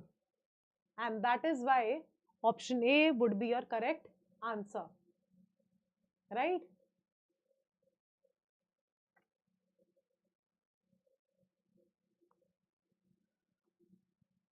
Fine. Now moving further to the passage number 6. Right? Now a passage from Law of Torts. Nuisance is an act that leads to unlawful interference and inconvenience to the person and his right to enjoy his land or property. Right? When you are not letting anyone enjoy his land or property and you are unlawfully interfering in that particular property is called nuisance. Right? According to Salmon, nuisance is defined as causing or allowing the escape of any harmful substance from one lands or from anywhere into the plaintiff's territory without proper legal explanation. Now they are giving you another definition of nuisance, which is given by Sarment, and Sarment says when you are releasing and escaping the harmful substance over plaintiff's territory, due to which you do not have a proper legal explanation also, that is particularly called as nuisance, right? It includes tangible and intangible substances such as water, smoke, gas, heat, electricity, and so on. So they are telling you that it includes tangible assets also and intangible substances also, like water, gas, heat, electricity, etc. Nuisance based on its colossal is classified into two types, as public nuisance and private nuisance. The public nuisance is an act of interference with the rights of the general public when community at large is being affected, which leads to the inconvenience, suffering, and annoyance. This nuisance violates the right of the people to enjoy their property without any interruption or disturbance, right? It includes all the acts that can lead to the violation of public rights at large, right? When you're causing inconvenience, suffering, and annoyance to a particular person, that is called as nuisance. The private nuisance deals with the act of interference with the rights of the specific individuals or persons, with the interference of the rights of the specific individuals, right? One specific individual or a group of individuals. Private nuisance, which leads to their inconvenience, harm, or suffering, as I clearly told you above as well. This nuisance violates the private right of the individual to enjoy their property without any disturbance. Unlike the public nuisance, in private nuisance, the sufferings of the defendant are much more than usual.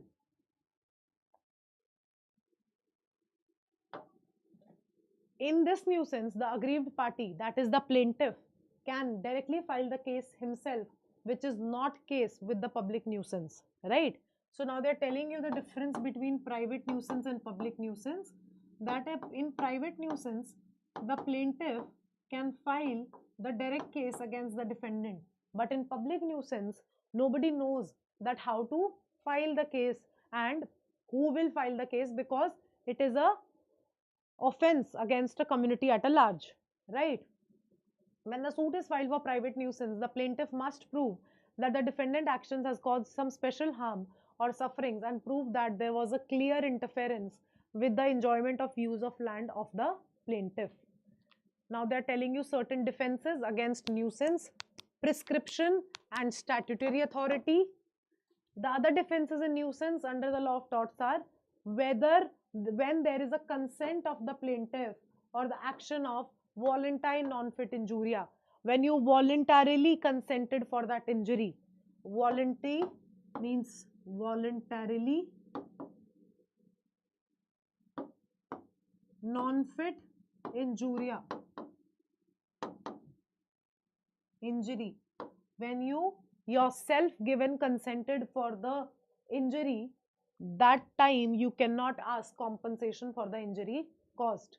Act of a stranger, the situation of inevitable accident where the defendant was not liable to control the reaction or his conduct such that it does not cause any harm to the plaintiff.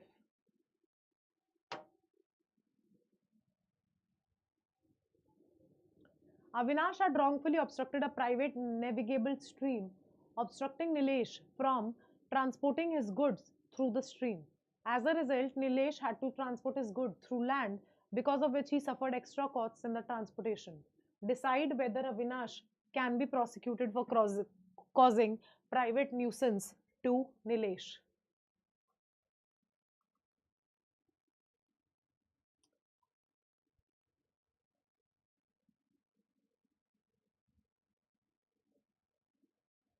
Answers, everyone?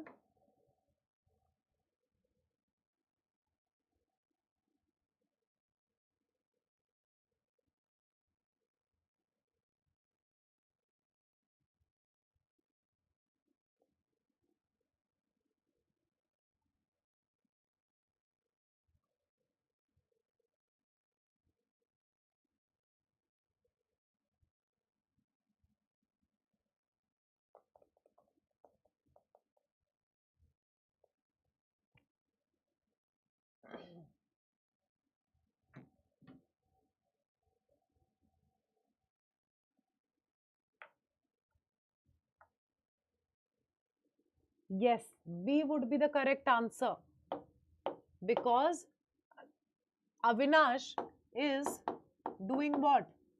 Avinash is causing annoyance and is also interfering the stream of Nilesh. And this is a case of private nuisance, and that is why Avinash can be prosecuted. Right?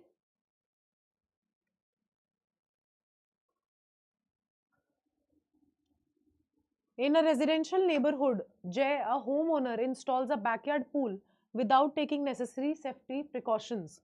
One day, a child trespasses into the property and drowns in the pool. The homeowner argues that it was an inevitable accident and they could not have controlled the situation. Which defense against nuisance can homeowner potentially claim?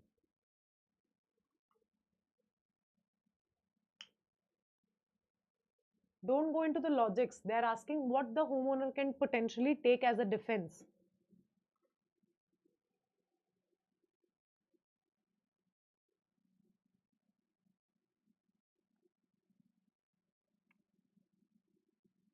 Answers?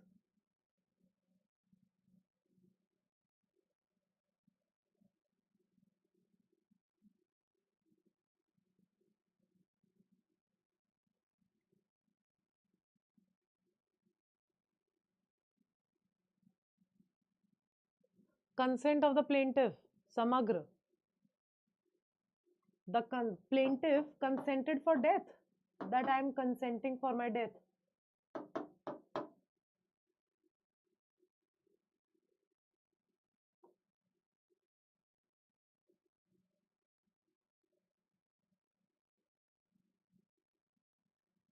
D would be the correct answer. How can plaintiff consent for his own death? And con- consent to the injury. How did the plaintiff show consent to the injury? Did he voluntarily consented for the injury? Because the child trespassed. So if the child trespassed, then that means he has consented for the any injury caused, right?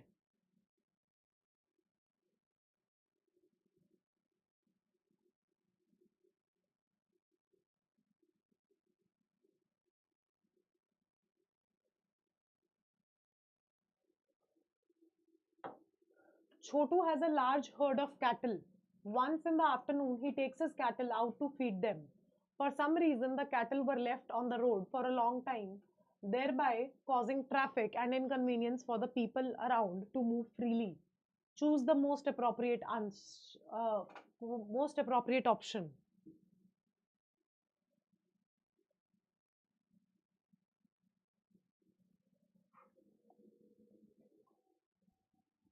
Tell me.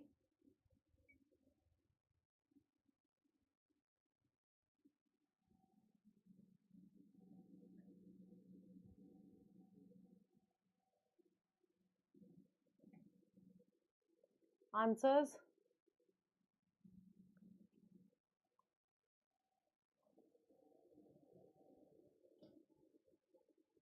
Yes, this is a case of public nuisance. That if you got your cattle to feed, then you cannot leave them openly on a public road, right? Yes, I will, Pratik, I will. Relax, right? So, that is a case of public nuisance. A herd of cattle stood on the road in front of Sohail's shop for an unreasonable long time, thereby blocking the passage to the shop at the time when the business runs well in his shop. The presence of the cattle caused darkness and bad smell due to which there was no customers. Which of the following is correct in the given scenario?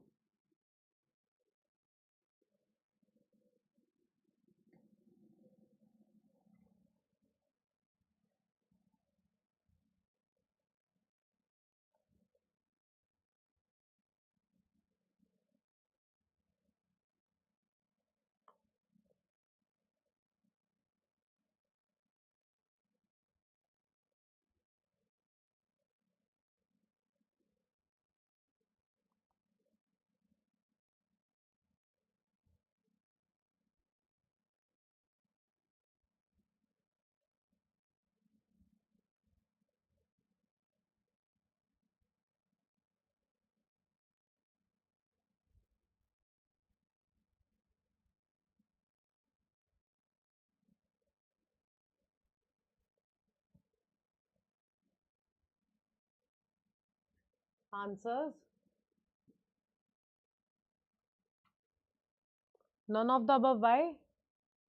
Chotu can be held liable for private nuisance because it caused significant loss to Sohail. Private nuisance तो हो ही रहा है ना?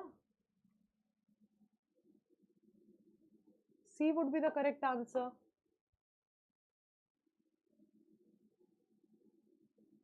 Now, let's discuss one question more and then I'll explain you what prescription is, right? Noshir plans to set up a factory of chemicals emitting strong odors in a less populated residential area. He promises to provide employment to at least one member of each household in the area. Due to this reason, the residents do not oppose the setting up a factory despite knowing the knowledge of the fact that it will emit strong odors. After the setting of the factory, the residents complained about the unpleasant smell and approached to the court to prosecute Noshir for causing nuisance. Decide whether the claim of the residents is sustainable.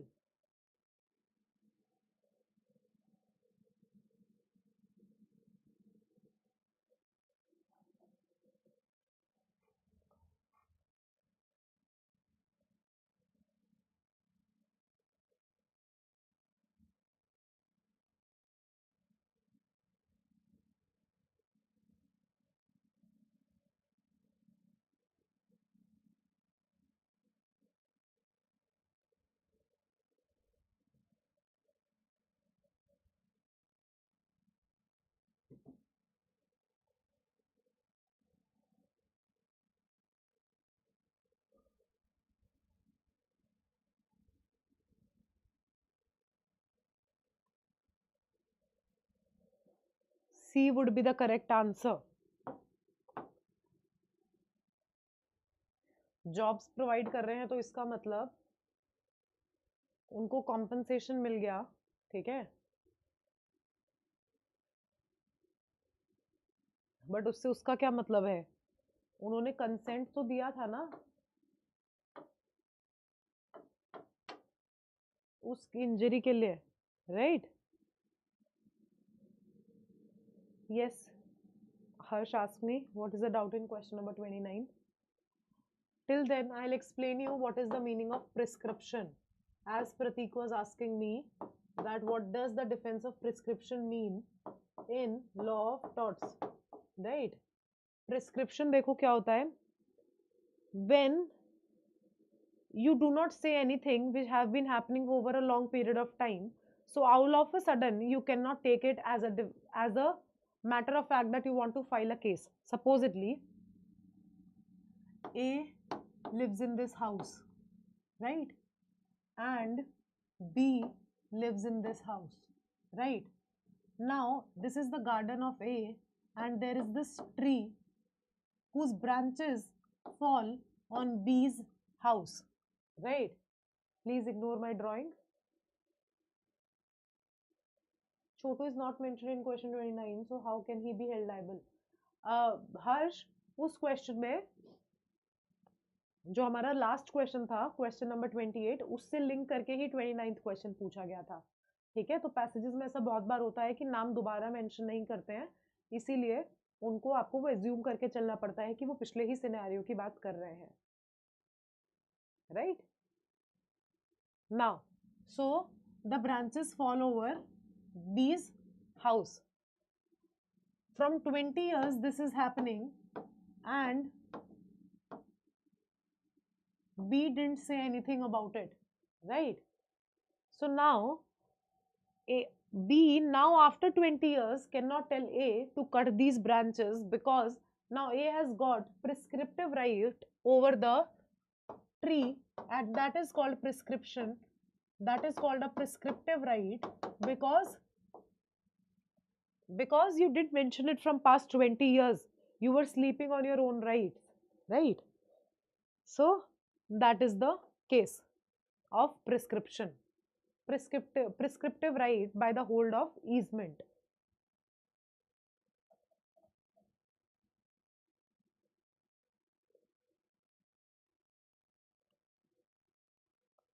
Clear? Clear? Prescription. Fine. Now Let's begin to passage number 7. Before that, let's take a break for 5 minutes. And if you want to read the passage, it is in front of you. Read it and then I'll read it with you. But let's take a break for 5 minutes. Right? We'll begin at 12:17. Right? You can read the passage if you want till then.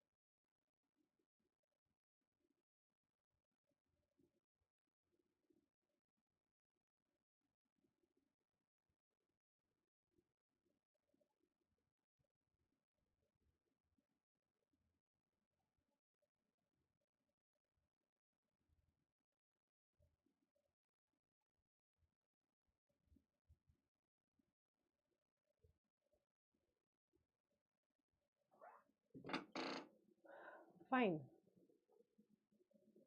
So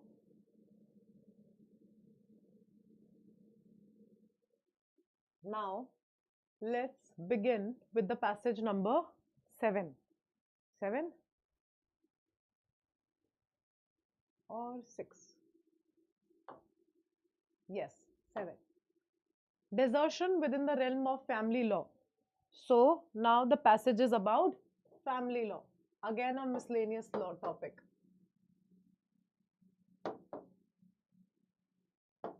Right? Represents a critical ground for divorce and legal separation. Right? So now they are telling you, all of you are here or slept? Chalo bhai, wake up, get up. Give me a thumbs up. Yes, no, anything if you guys are here.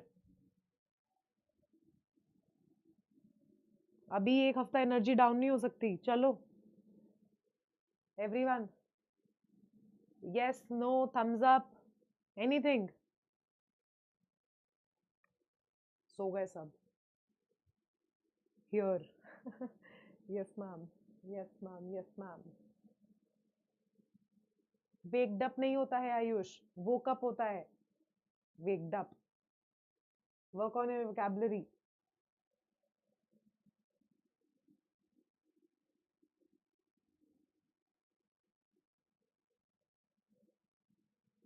Let's begin. Fine. So, a critical ground for divorce and legal separation. ठीक है?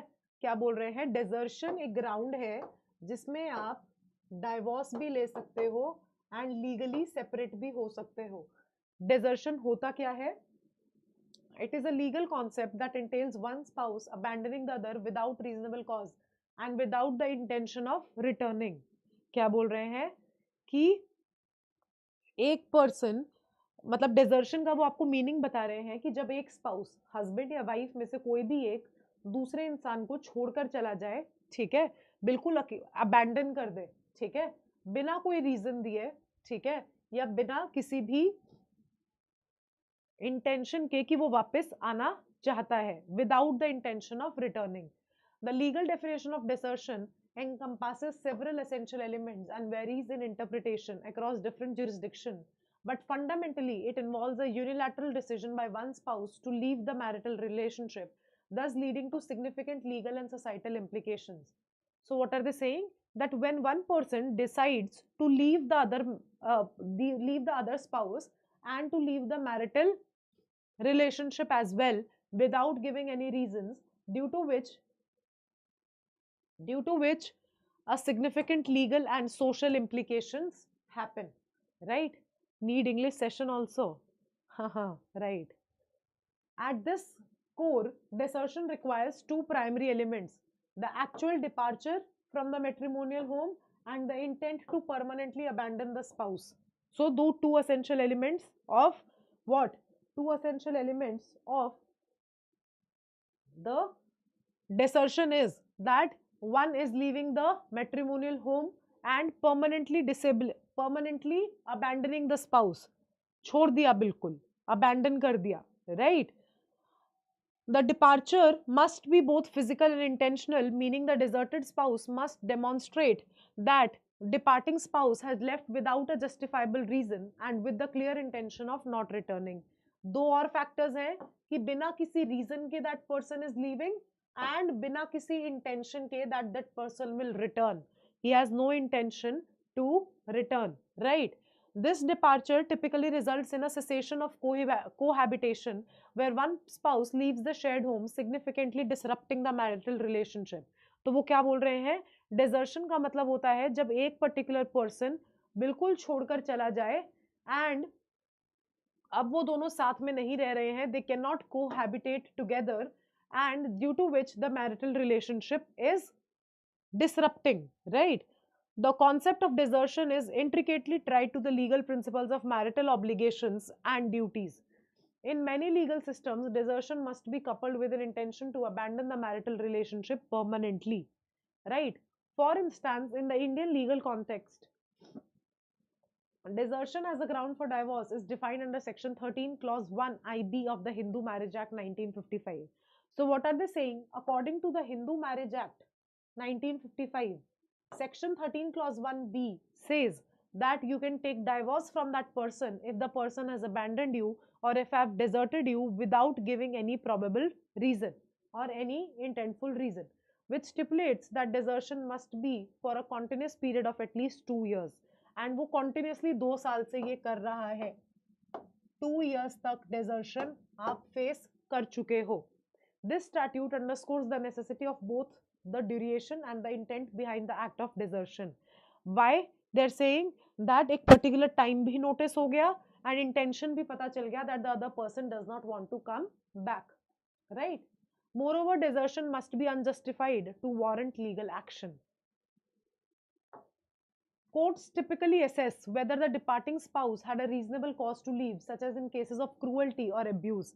So now they're saying that court will examine whether the departing spouse, जो छोड़ के गया है, whether that particular person was having any such cases of cruelty or abuse against her. If yes, then that would not be desertion, because desertion तभी होता है जब बिना किसी reason के वो person सामने वाले को छोड़कर जाए, right? If the departing spouse actions are found to be justified, such as leaving due to imminent danger or significant marital discord, the desertion may not be recognized legally, right? As I explained you right now. This assessment requires a careful examination of the circumstances surrounding the departure, including the conduct of both parties and reasons for leaving, right? In addition to physical abandonment, legal frameworks often require that deserted spouse prove that the departing spouse has not provided financial support or fulfilled other marital obligations. This lack of support further substantiates the claim of desertion and contributes to the legal grounds for seeking divorce or legal separation. The implications of desertion are profound. It is not only affects the legal status of the marriage, but also has significant social and economic consequences for both the parties. So now what they are saying, that no, it is not punishable. It is a ground for divorce. So what are they saying? That I broke my flow. Yes, so they are saying that it is not only having legal implications, but it also has social and economic consequences for both the parties, because you know that marriage is considered what? Marriage is considered as a societal bond, due to which if any party is leaving and abandoning the other person, it will automatically have social and economic consequences.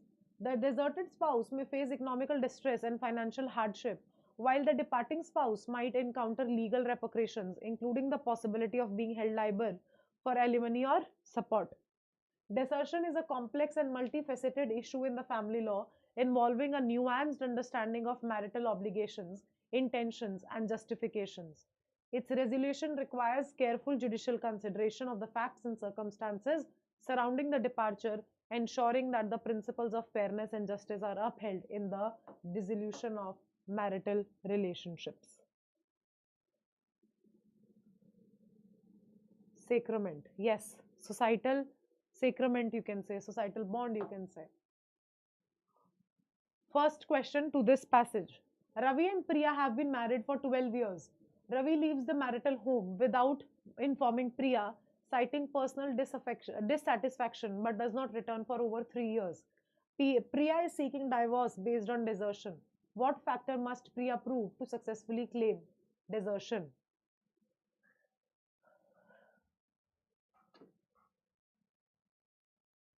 And yes, Muslim marriage is a contract, right? Answers?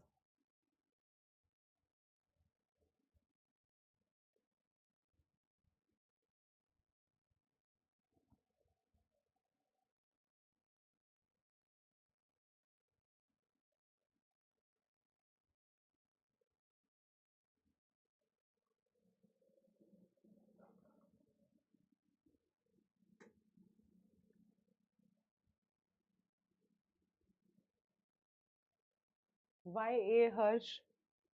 Ravi's physical departure alone is sufficient for desertion.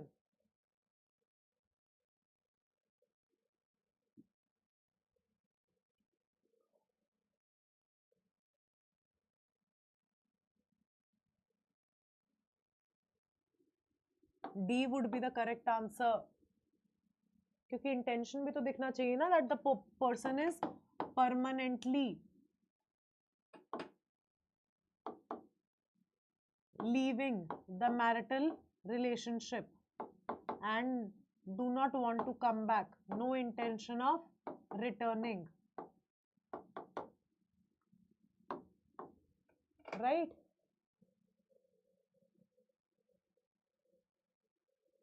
Clear? Sneha left her husband Arjun due to severe emotional abuse that has been going on for 18 months. Arjun is now suing for divorce on the grounds of desertion. What is the most likely outcome?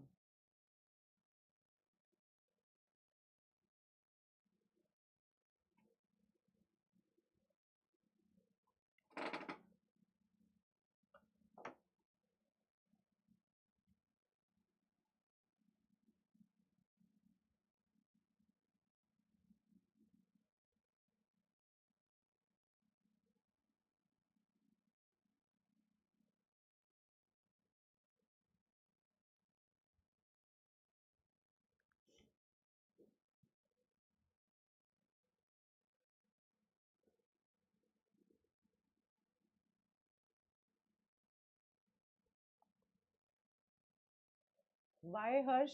C. Again a wrong answer.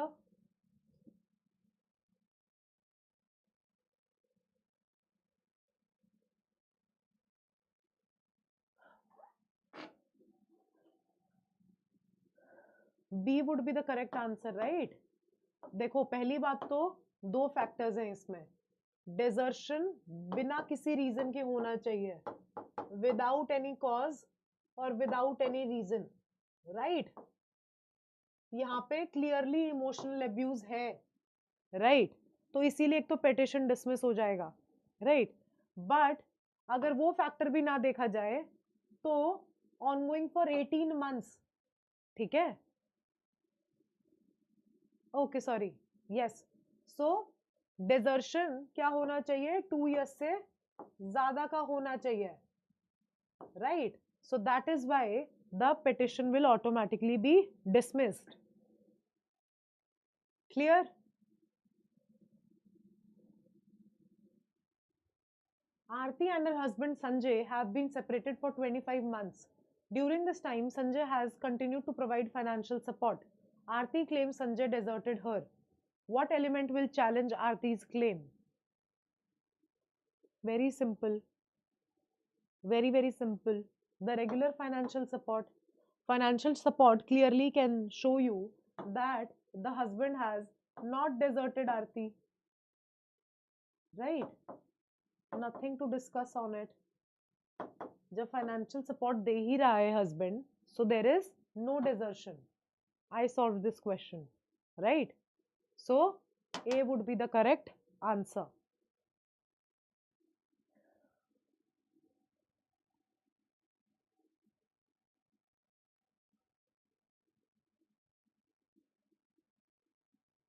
Clear? Ankit and Priyanka had a mutual agreement to separate temporarily for personal growth. Priyanka has now filed for divorce claiming desertion. What is the likely legal standing of Priyanka's claim?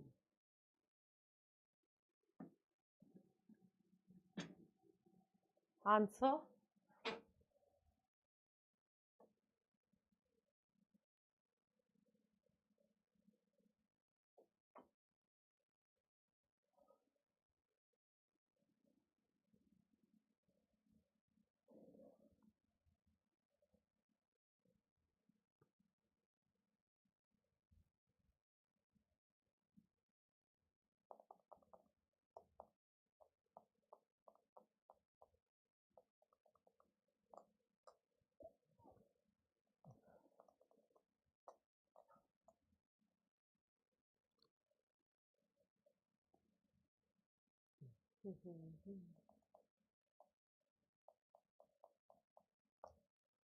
Yes, B would be the correct answer because desertion का कोई reason नहीं होता and वो mutual agreement से नहीं हो सकता, right? There cannot be a mutual agreement. Mutual agreement है तो इसका मतलब reason है, right? and that is why it is not desertion. Clear? Amit leaves his wife Simran after a short period of marital discord. Simran had previously indicated a desire to separate. Simran now claims desertion. What key factor will influence court's decision?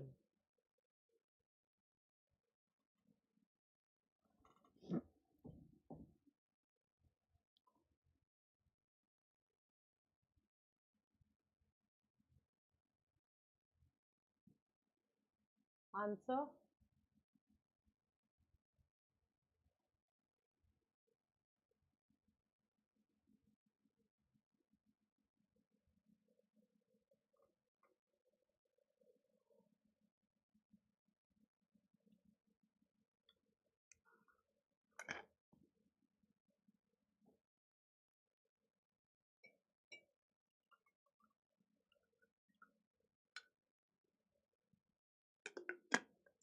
How can C be the correct answer, guys?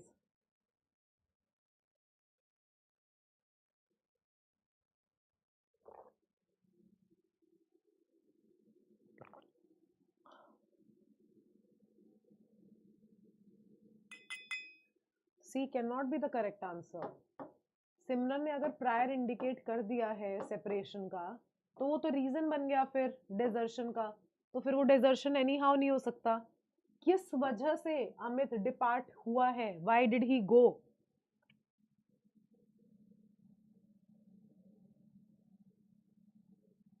Ma'am, if Simran indicated waiting, wanting a separation, isn't that a reason for separation then? Yes, that's what I'm saying. So that is how that cannot be a ground for desertion. Ab now, somebody mentioned A. The length of marital discord will come into picture after realizing that why did Amit go? That would be a secondary thing. So the nature of Amit's departure, why did he go? And whether he will be coming back or not, whether he has the intention of coming back or not. Right?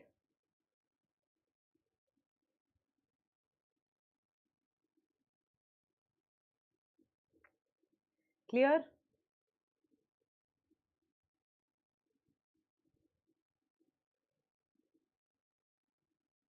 Tell me. Everyone? Fine.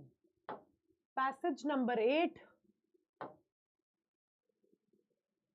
Again a passage from Indian Contract Act.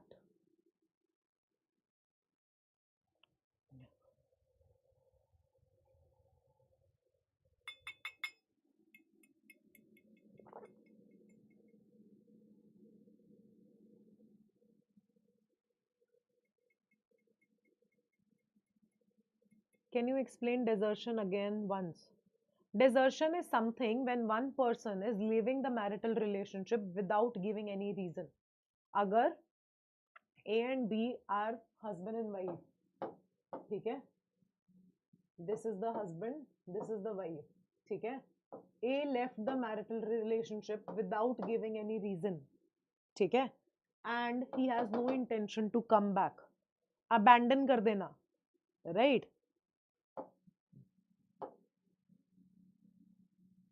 Abandon, बिल्कुल छोड़ देना, right?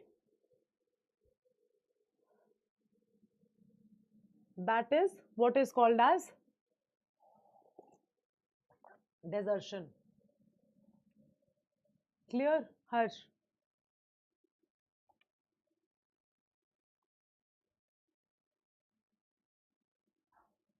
Now, mistake is not defined in the Indian Contract Act.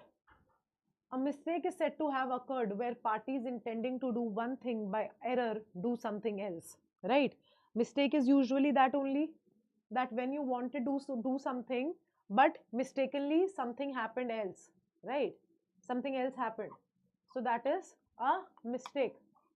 Types of mistake. Mistake of law means any contract which is performed by parties without knowing the law or by ignoring the law, which is essential for that contract. Section 21 of the Indian Contract Act deals with effect of mistake as to law, right? Mistake of law can be of two types. Now they're telling you how can a mistake happen when you didn't know the law, right? So mistake of law is of two types. When you are mistaken of Indian law, ignorancia juris non exequat.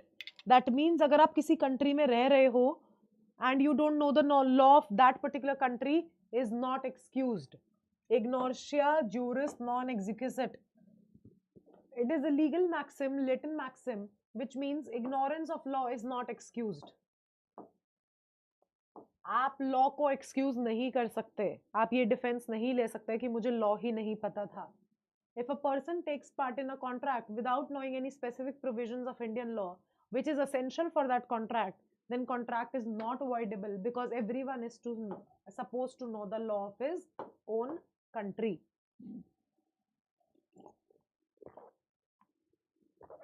Mistake of foreign law. If a person takes part in contract without knowing any specific provisions of the foreign law, which is essential for the contract, then the mistake is treated as a mistake of fact. कि भाई जरूरी नहीं है कि आपको foreign law भी पता हो, एंड दैट इज वाई अगर आपको फॉरेन लॉ नहीं पता है तो उसको एक मिस्टेक ऑफ फैक्ट की तरह ट्रीट किया जाएगा, and the contract is void if both the parties under a mistake as to foreign law, because one cannot be expected to know the law of the foreign countries. ठीक है, it is not expected from you to know the law of the foreign countries, and that is why if a foreign law is under a mistake, then the contract would be void. Right? Mistake of fact means any contract which is performed by parties without knowing any material fact or ignoring the fact which is essential for the contract. कोई एक fact को ignore कर देना, right? That is mistake of fact. Section 20 and 22 of Indian Contract Act deals with mistake of fact. Mistake of fact is of three types: bilateral mistake, unilateral mistake, and common mistake. Bilateral mistake, according to section 20, where both the parties didn't know that was a fact, so that would be a void agreement. दोनों ही parties को नहीं पता था किसी एक fact के बारे में, right? So that would be a bilateral mistake. A contract is not voidable merely because it was caused by one of the parties to being under a mistake as to a matter of fact. Unilateral mistake, when one party does not know the fact, it is not voidable. You cannot avoid the contract if one party is under a mistake of fact. Such a mistake does not invalidate the agreement. There are few cases which make a contract void and voidable merely by a mistake of the fact of a one party. If any unilateral mistake is induced by fraud or misrepresentation, the contract is voidable for that party who has done the mistake in the contract. Right? Unilateral mistake makes a contract void in two cases. अब unilateral mistake में जो contract है वो void कब बनेगा? Two cases. Unilateral mistake about the nature of the contract. If one person wants to enter into a contract but he enters into altogether a different contract by mistake, ठीक है, वो enter किसी और contract में होना चाहता था, but then he entered into some separate contract, a totally different contract, that would be a void contract then. Unilateral mistake about the identity of the person, right? अगर उसको identity ही नहीं पता है person की, right? That would be called as again a void contract. Common mistake, when both parties are mistaken for the facts related to the subject matter of the agreement, the court can declare the entire agreement as void in case such kind of mistake. That is similar to a bilateral mistake only. When both the parties doesn't know the facts of the case, then that would be something as a void contract.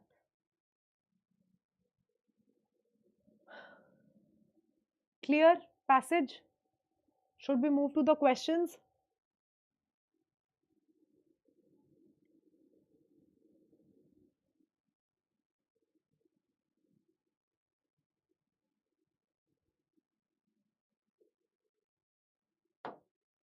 Aki and Bella make a contract in which Aki promises to sell his car to Bella. Aki has two different types of car, one for racing and other for tourism purposes.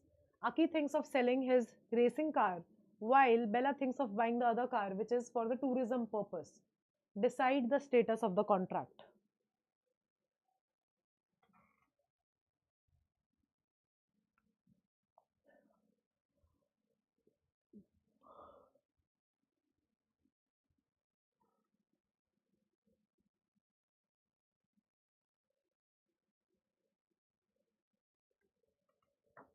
Answers?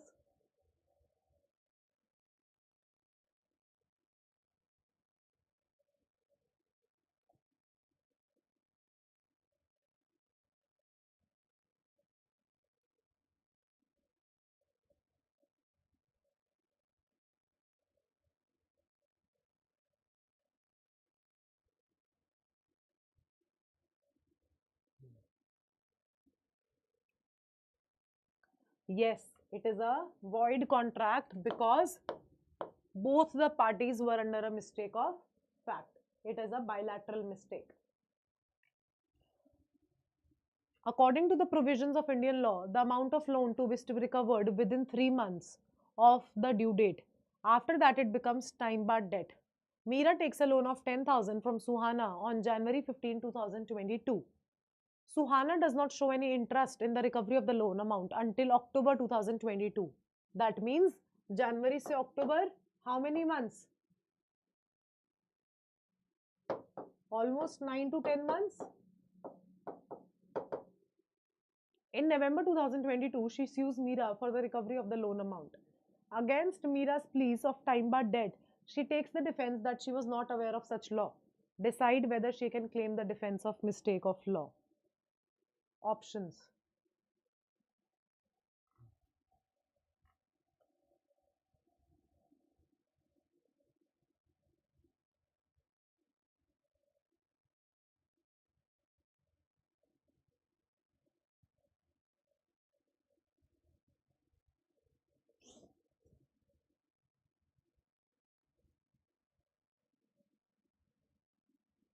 Answers, everyone?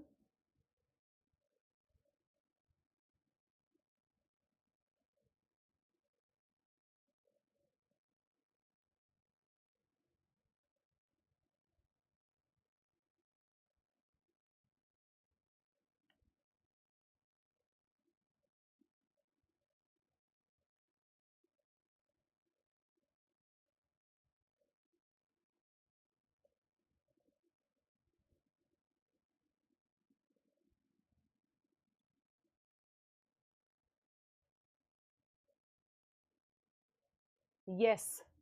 B would be the correct answer. Meera cannot claim the defense of mistake of law because ignorance of the law is not excusable or acceptable excuse, right? Ignorance of law is something that you cannot take as a defense, right? Ashish agrees to sell to Bijoy goods supposed to be on their way from America to Bombay.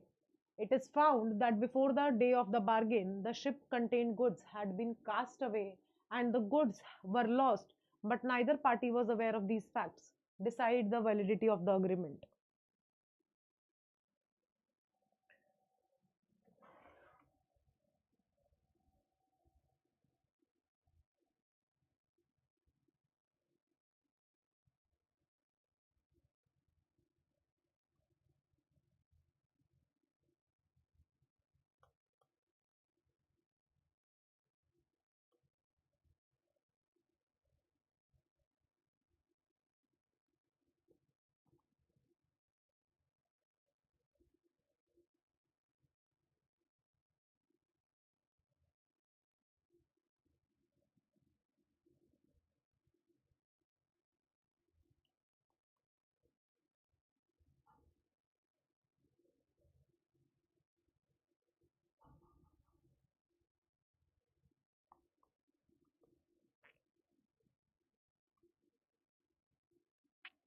The agreement between Ashish and Bijoy is void because both the parties were under a bilateral mistake as to matter of fact.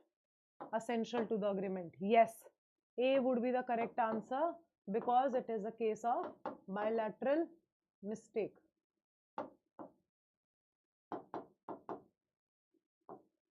Right. Now, Prisha fraudulently induces Disha to buy her laptop, which she knows is in a damaged condition. Disha, believing the laptop to be in a good condition, agrees to buy it. How does this unilateral mistake induced by fraud affect the validity of a contract? Very easy question.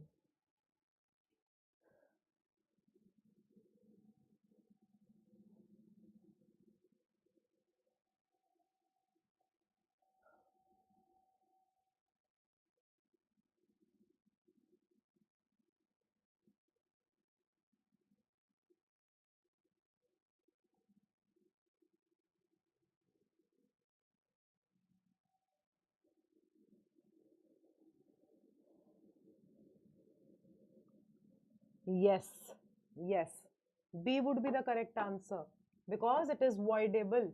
Unilateral mistake है and unilateral mistake के साथ साथ fraud भी है, right?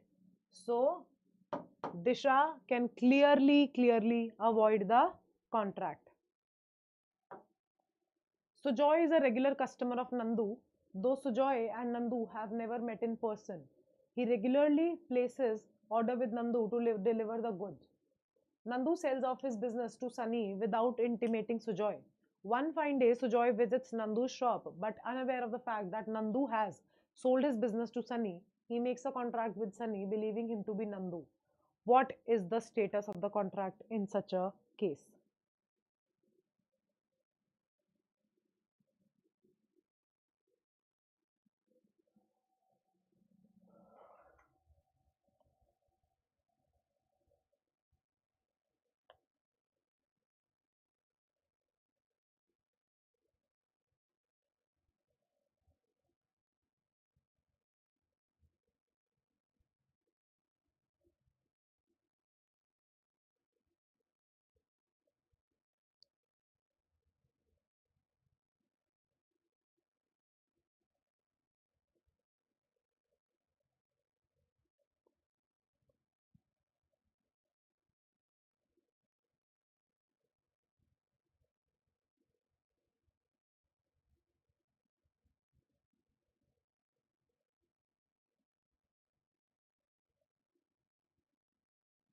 Answers?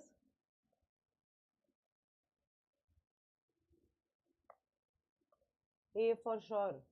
Ayush? No. Your for sure is wrong.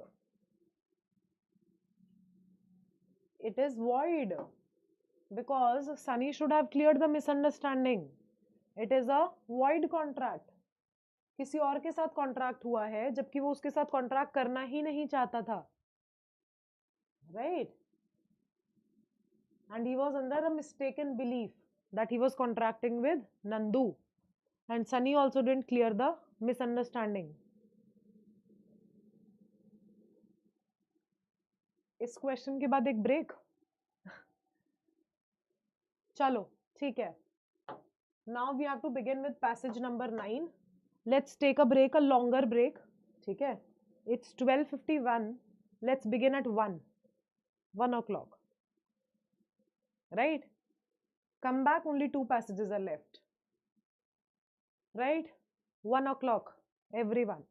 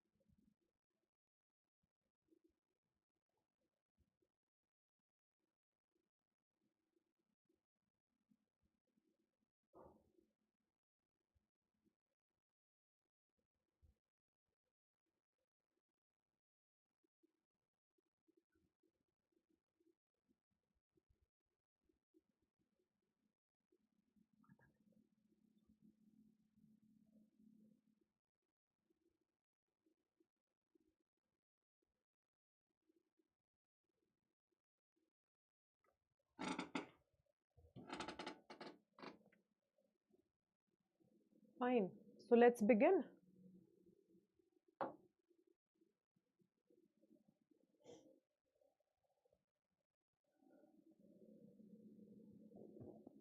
Let's begin the passage.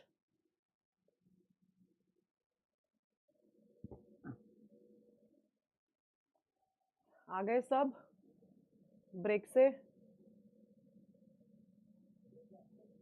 चलो, let's begin. Husband abusing wife, a teacher, in filthy language in front of her students would not only tarnish her image in the society but also amount to mental cruelty under the Hindu Marriage Act the Chhattisgarh High Court recently held. So, right. So, they are starting with a very strong statement which a Chhattisgarh High Court has stated against a mental cruelty done by a husband towards a wife who is a teacher, right? A division bench allowed a plea by a woman seeking divorce from her husband on the ground of cruelty. What happened in this case was that this woman is seeking divorce from the husband, right? While the wife was working and used to sometimes come home late, the allegations that the husband used to assassinate the character of the wife, and the allegations that when the wife started teaching the students in tuition at her home, the husband used to speak filthy abuses about the character of the wife. So, what are they saying? That what happened in this case? That the woman was the teacher, the wife was the teacher, right? And the husband used to assassinate the character of this wife in front of the students, right? And he used to filthy abuse her, right? Would naturally tarnish the image of the wife before the society, especially before the students, and their tender the age, they may lose respect for the teacher, right? So the students might lose the respect for the teacher as well, because the language that the husband used was very, very filthy, the bench observed. The court was hearing an appeal filed by the women challenging on November 2021 judgment by a family court in Raipur which had dismissed her plea for divorce. The family court of Raipur dismissed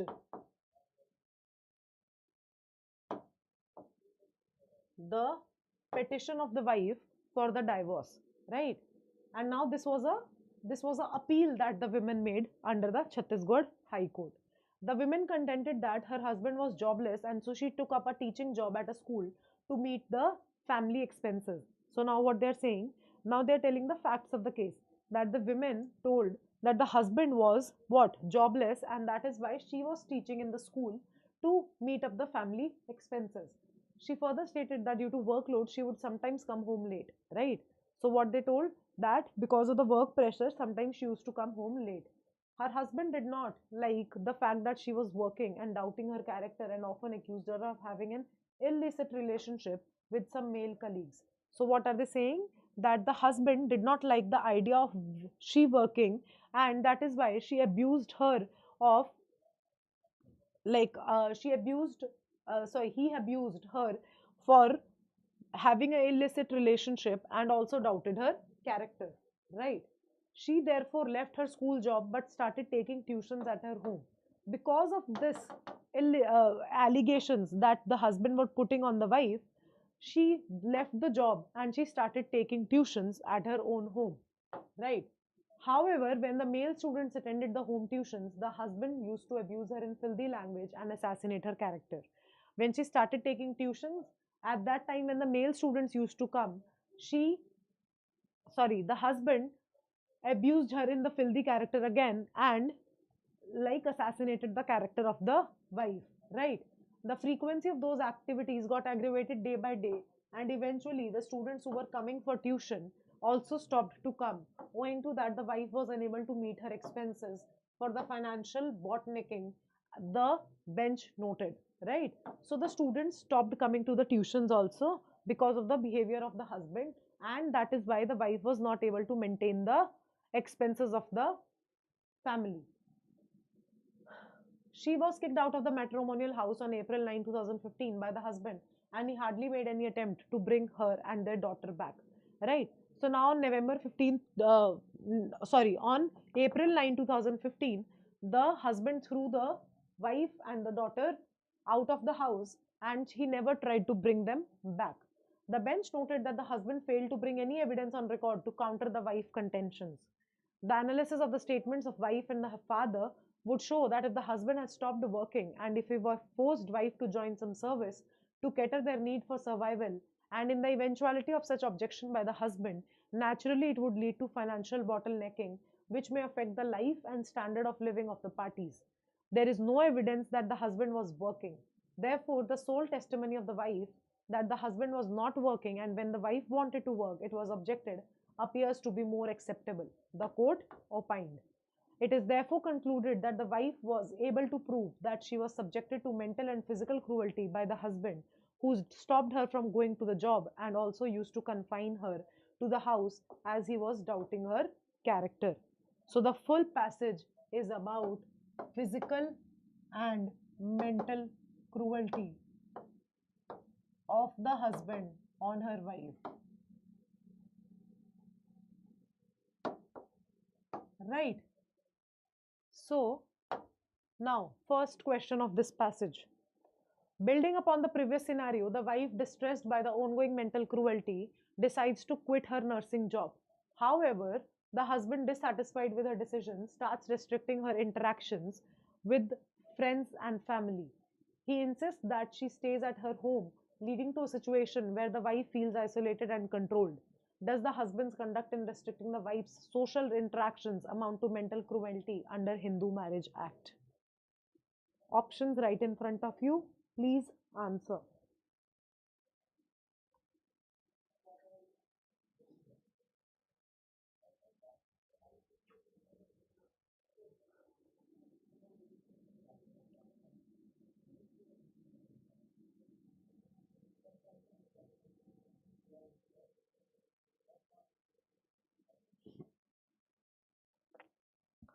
Yes, A would be the correct answer because the husband's controlling behavior and isolation of the wife considered as mental cruelty. Absolutely. The husband has the authority to give the opinions, but he cannot control the wife and cannot let her not do any job. Right? So that is the case of mental cruelty. Right? In continuation of the scenario, the wife, feeling trapped and subjected to mental cruelty, decides to seek employment to regain her independence. However, her husband, without any valid reason, opposes her decision and insists that she remains unemployed. In this context, does the husband objection to the wife employment constitute mental cruelty under Hindu Marriage Act? Yes, same option. Clearly the same option. The husband unreasonable objection to the wife's employment could be considered as mental cruelty. Of course, it is mental cruelty. Same option. Right?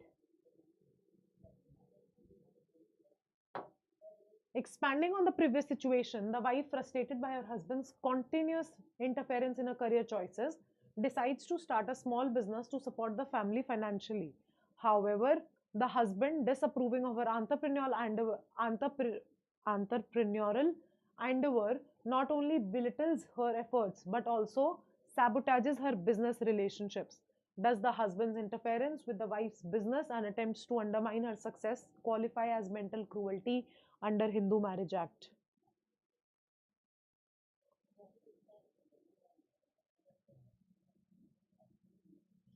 Yes, of course.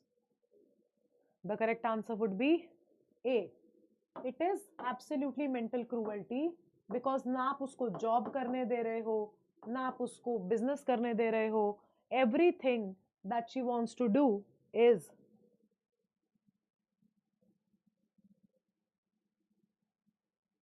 no offense, no personal hatred, just asking if the gender is reversed, will it still be mental cruelty? See, it would be mental cruelty if we talk about in a general perspective. But if we talk about IPC, right, cruelty is a gender specific offense. Only a husband is getting punished under the offense of cruelty against the wife, right? I also personally think that if the gender is reversed and if there are cases where the mental well-being of a husband is also hampered by the wives, then also there should be a provision under IPC, or we can say the new laws BNS. Then there should be certain provisions where the husband is getting cruelty from the wife, and that should be the case of mental cruelty, and the wife should also be punished, or we can say held liable for cruelty, right? So that is my personal opinion, right?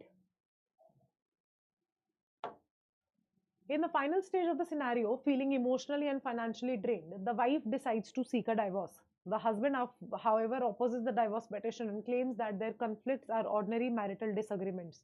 Does the wife plea for divorce on the grounds of mental cruelty hold merit under the Hindu Marriage Act?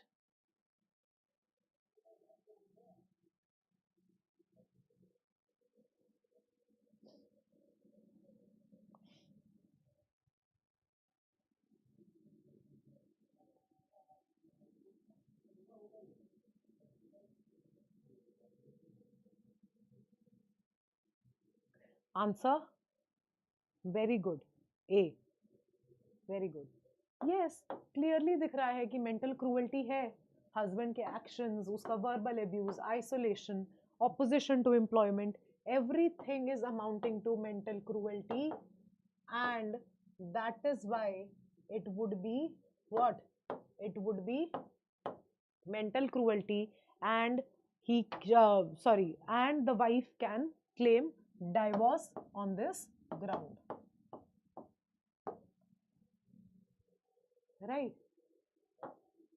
Consider a hypothetical scenario where a married couple faces challenges in their relationship. The husband, unemployed, becomes increasingly resentful of the wife's decision to pursue a career to support the family. Subsequently, he starts using derogatory language and undermines her character, causing distress. Drawing parallels with the Chhattisgarh High Court case, which legal principle might be relevant in addressing the wife's situation?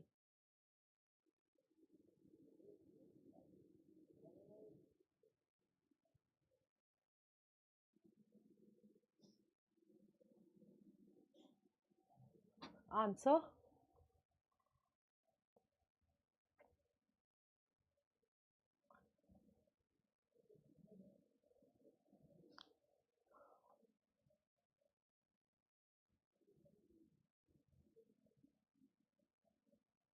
very good, very good. More answers?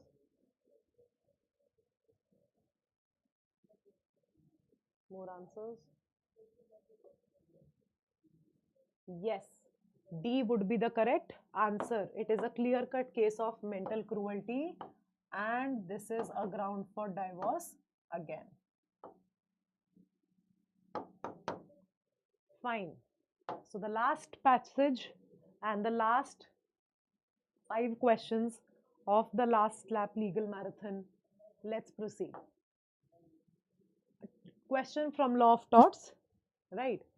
In the law of torts, one defense available to defendant is the defense of Volenti non-fit injuria.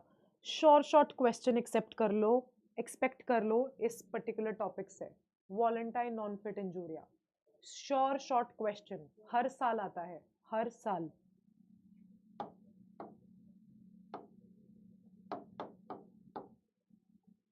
Volenti non-fit injuria, right? In which the plaintiff is not entitled to damages because he consents to the act which has caused injury to him. When you consent for the injury, right? When you consent for the act and you face injury in that particular act, that is what is called when you give consent for the act, and then when injury is caused, then you would not be liable to get compensated. In torts, there is a duty of every person to do acts with reasonable care in order to avoid any harm which may occur due to their failure of taking such care. It is your duty to take care of yourself, and if you're breaching that duty, if you're not taking care of yourself, and then any injury happens, that would amount to a Volenti non-fit injuria case, right? This is a general, but there are certain exceptions which are allowed in these cases, called defenses to tort. Under these defenses, a defendant can escape liability, and Volenti non-fit injuria is also one such defense which is available for the defendant, right? For the application of this defense, there are some essential elements or conditions which must be fulfilled to prevent liability. the plaintiff has the knowledge of the risk and that the plaintiff with his knowledge has voluntarily agreed to suffer the harm. So what are they saying? The first essential ingredient of this defense is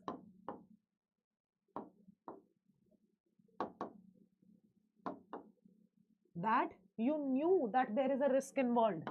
You know that the risk is involved and still you agreed to take that risk and do that particular act.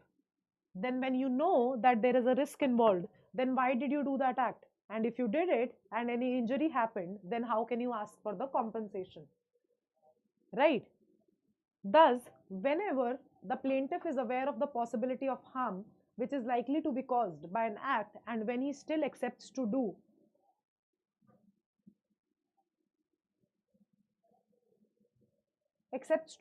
that act and therefore agrees to suffer the injury, a defendant is relieved of his liability. The defendant would not be held liable. But only having knowledge about the risk is not enough for the application of this defense. It is known as scienti non fit injuria, which means that mere knowledge does not mean consent to the risk. Thus, having knowledge is only a partial fulfillment of the conditions for the application of Volenti non fit injuria. Now they are saying that having knowledge of that risk is just one factor. It is just one partial fulfillment of the defense to Volenti non fit injuria. In the cases where defendant is taking the defense, the burden of proof is on him to show that the plaintiff had full knowledge of the act and consented to the risk involved in the act. And the defendant has to show the plaintiff was also aware of the extent of the risk which was involved in the act. So now they are saying to particularly get that defense, the burden of proof shifts on the defendant. Now the defendant has to prove three things. Defendant will have to prove that yes, the plaintiff has the knowledge of the risk involved. Then the plaintiff gave the consent of the risk, that yes, I am ready to take that risk. And third thing the defendant has to prove, that the plaintiff also knew that what extent of risk was involved and still he agreed, right? So these three things has to be proved by the defendant, and when these three things have been proved by the defendant, then only the defense of Volenti non fit injuria would be available to the defendant. For such a defense, the consent of the defendant is not required to be expressly given, and even by his conduct, his consent can be taken. When a plaintiff gives his consent for an act, such consent should be free from any coercion, fraud, or any other means by which the free consent can be affected. In the case of consent of a person is not free, the defendant cannot claim this defense to escape the liability and he will be held liable for the damages caused. मतलब जो यहाँ पर plaintiff ने consent दिया है, वो consent definitely वो होना चाहिए जो free consent दे रहा है plaintiff. अगर वो consent उसने किसी भी तरीके से fraud, coercion, undue influence, misrepresentation किसी भी तरीके से दिया है, तो that particular defense would not be available to the defendant. Please repeat the three things. Okay, wait. The three things are that the defendant will prove. Defendant has the burden of proof, right? So the defendant will prove the three things, that the plaintiff has the knowledge of the risk, कि उसको पता था कि there is a risk involved, right? Second thing, that the plaintiff consented to that risk. Plaintiff ने consent दिया that yes, I am ready to take the risk. This is knowledge that yes, the risk is involved. Knowing that there is a risk, ready to take the risk, and third thing, the extent. Extent means how much risk is involved. That is also known to the plaintiff, and if he knew this, this would be something. If he how much risk is involved, then that thing is also agreed by the plaintiff.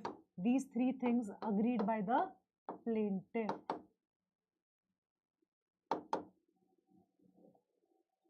Clear now? Passage? I hope it's clear.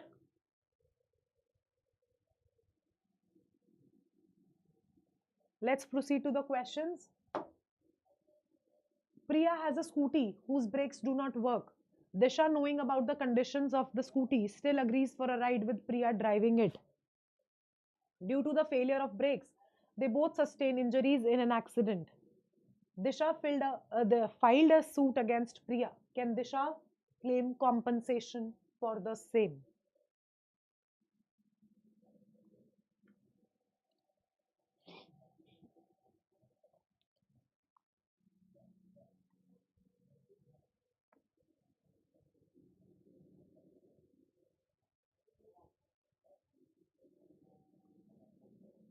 Yes, B. क्योंकि उसको पता था, knowledge थी, उसने consent दिया, उसको ये भी पता था कि एक्सीडेंट हो सकता है, तो extent also she knew. All the three conditions getting fulfilled, and that is why B is the correct answer. Ram, working on Sham's construction site, had a crane which carried rocks over workers' heads. Ram had also complained Sham about the risk. One day, Ram was injured because of the rocks falling on him. Ram sued Sham for the damages. Decide.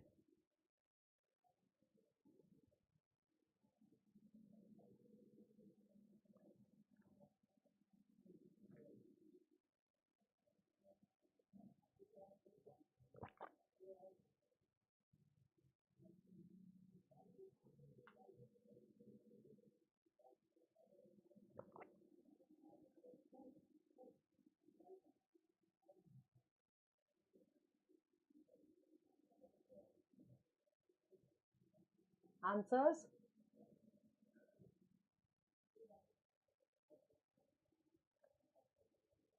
Yes. A. A would be the correct answer. क्योंकि उसने उसको पहले ही बता दिया था that there is a risk involved, and that is why A would be the correct answer.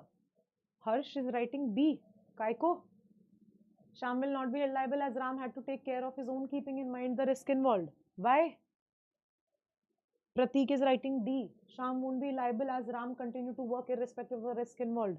अरे बाबा, उसने बता तो दिया था ना उसको, मतलब अगर वो ध्यान में रखेगा तो भी वो किसी उसको ना लग के किसी और को भी लग सकती थी, तो उसने रिस्क तो बता ही दिया था ना कि there is something risk involve.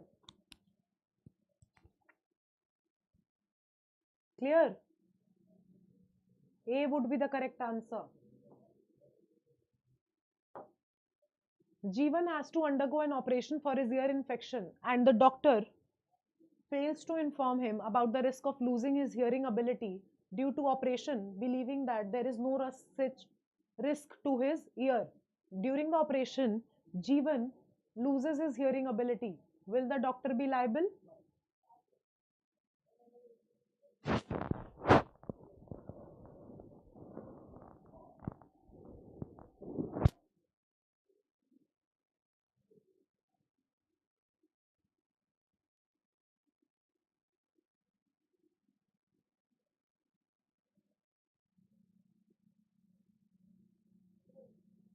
Answers?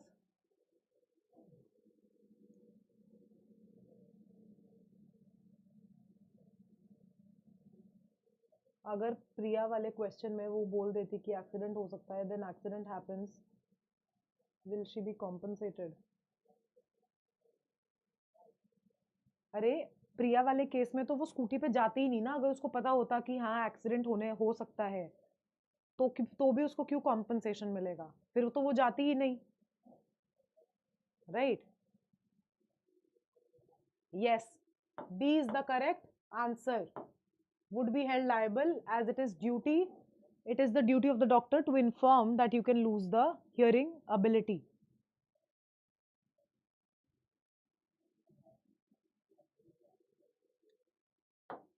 Gaurav is a cricket player who got his shoulder injured due to a full toss ball by Neerav. Can Gaurav claim damages?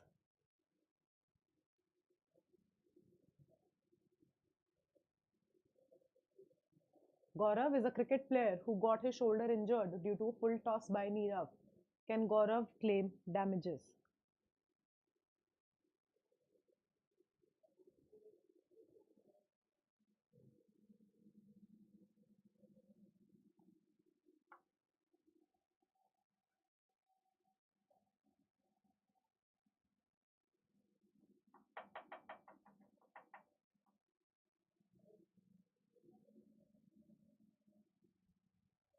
Yes, B would be the correct answer. Why? Because express consent दिया है, अगर आप cricket खेल रहे हो तो आपको injury हो सकती है, and one person can not play the cricket alone, right? So if you are playing that cricket with someone, then you know that there are risks involved and an injury can happen, and that is why compensation cannot be given.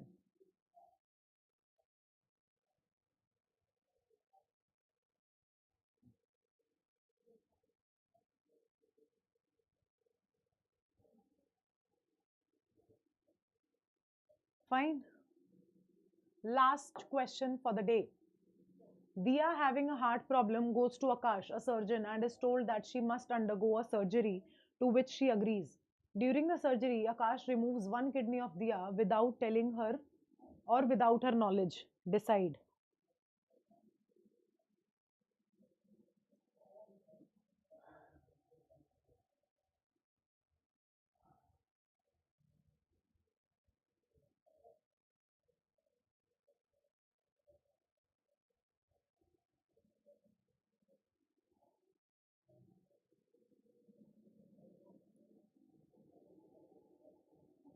Very good. Very good. Yes. Yes. B is the correct answer. Heart की surgery है. How can you take out kidney without her knowledge? You cannot. And that is why option 2 is correct. So this was your last legal 50 questions, right? And I hope you liked it. And now I wish you all the very, very, very best for your examination. I hope you pass out with flying colors. I hope you get into the top 5 NLUs, whatever NLU you desire for, right? And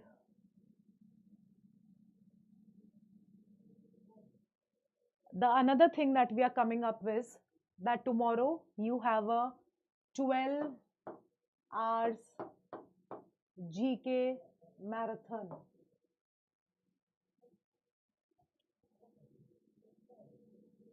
12 hours GK marathon, जिसमें every current affair of the past 1 year and all the static important GK questions would be covered in tomorrow's class.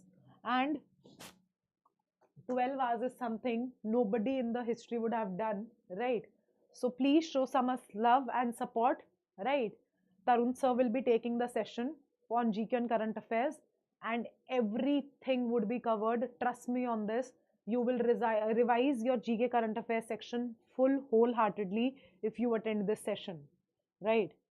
So please brace yourself for tomorrow. That means have good food, like pack yourself with snacks around you, ask your parents to give you cold coffee, tea, whatever you need, right? And yes, i hope I hope that on the 1st of December I get a empty like I get a empty and amplified messages that yes, the paper was easy and you can do it. Trust me, there will be no question in legal, trust me on this, जो आप solve नहीं कर सकते हो. अगर आपको conceptual understanding है, that means you will be clearing the particular legal section with utmost grace, and there will be no question that will be left, right?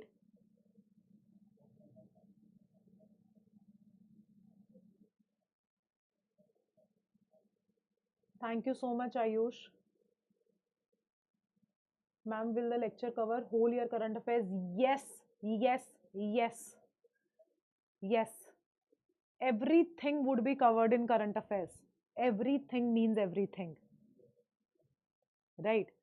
Thank you so much for the love. thank you so much for the support that you guys showed to me today. And I hope to get that support for Tarun sir also tomorrow in current affairs and GK section, right? Yes, yes.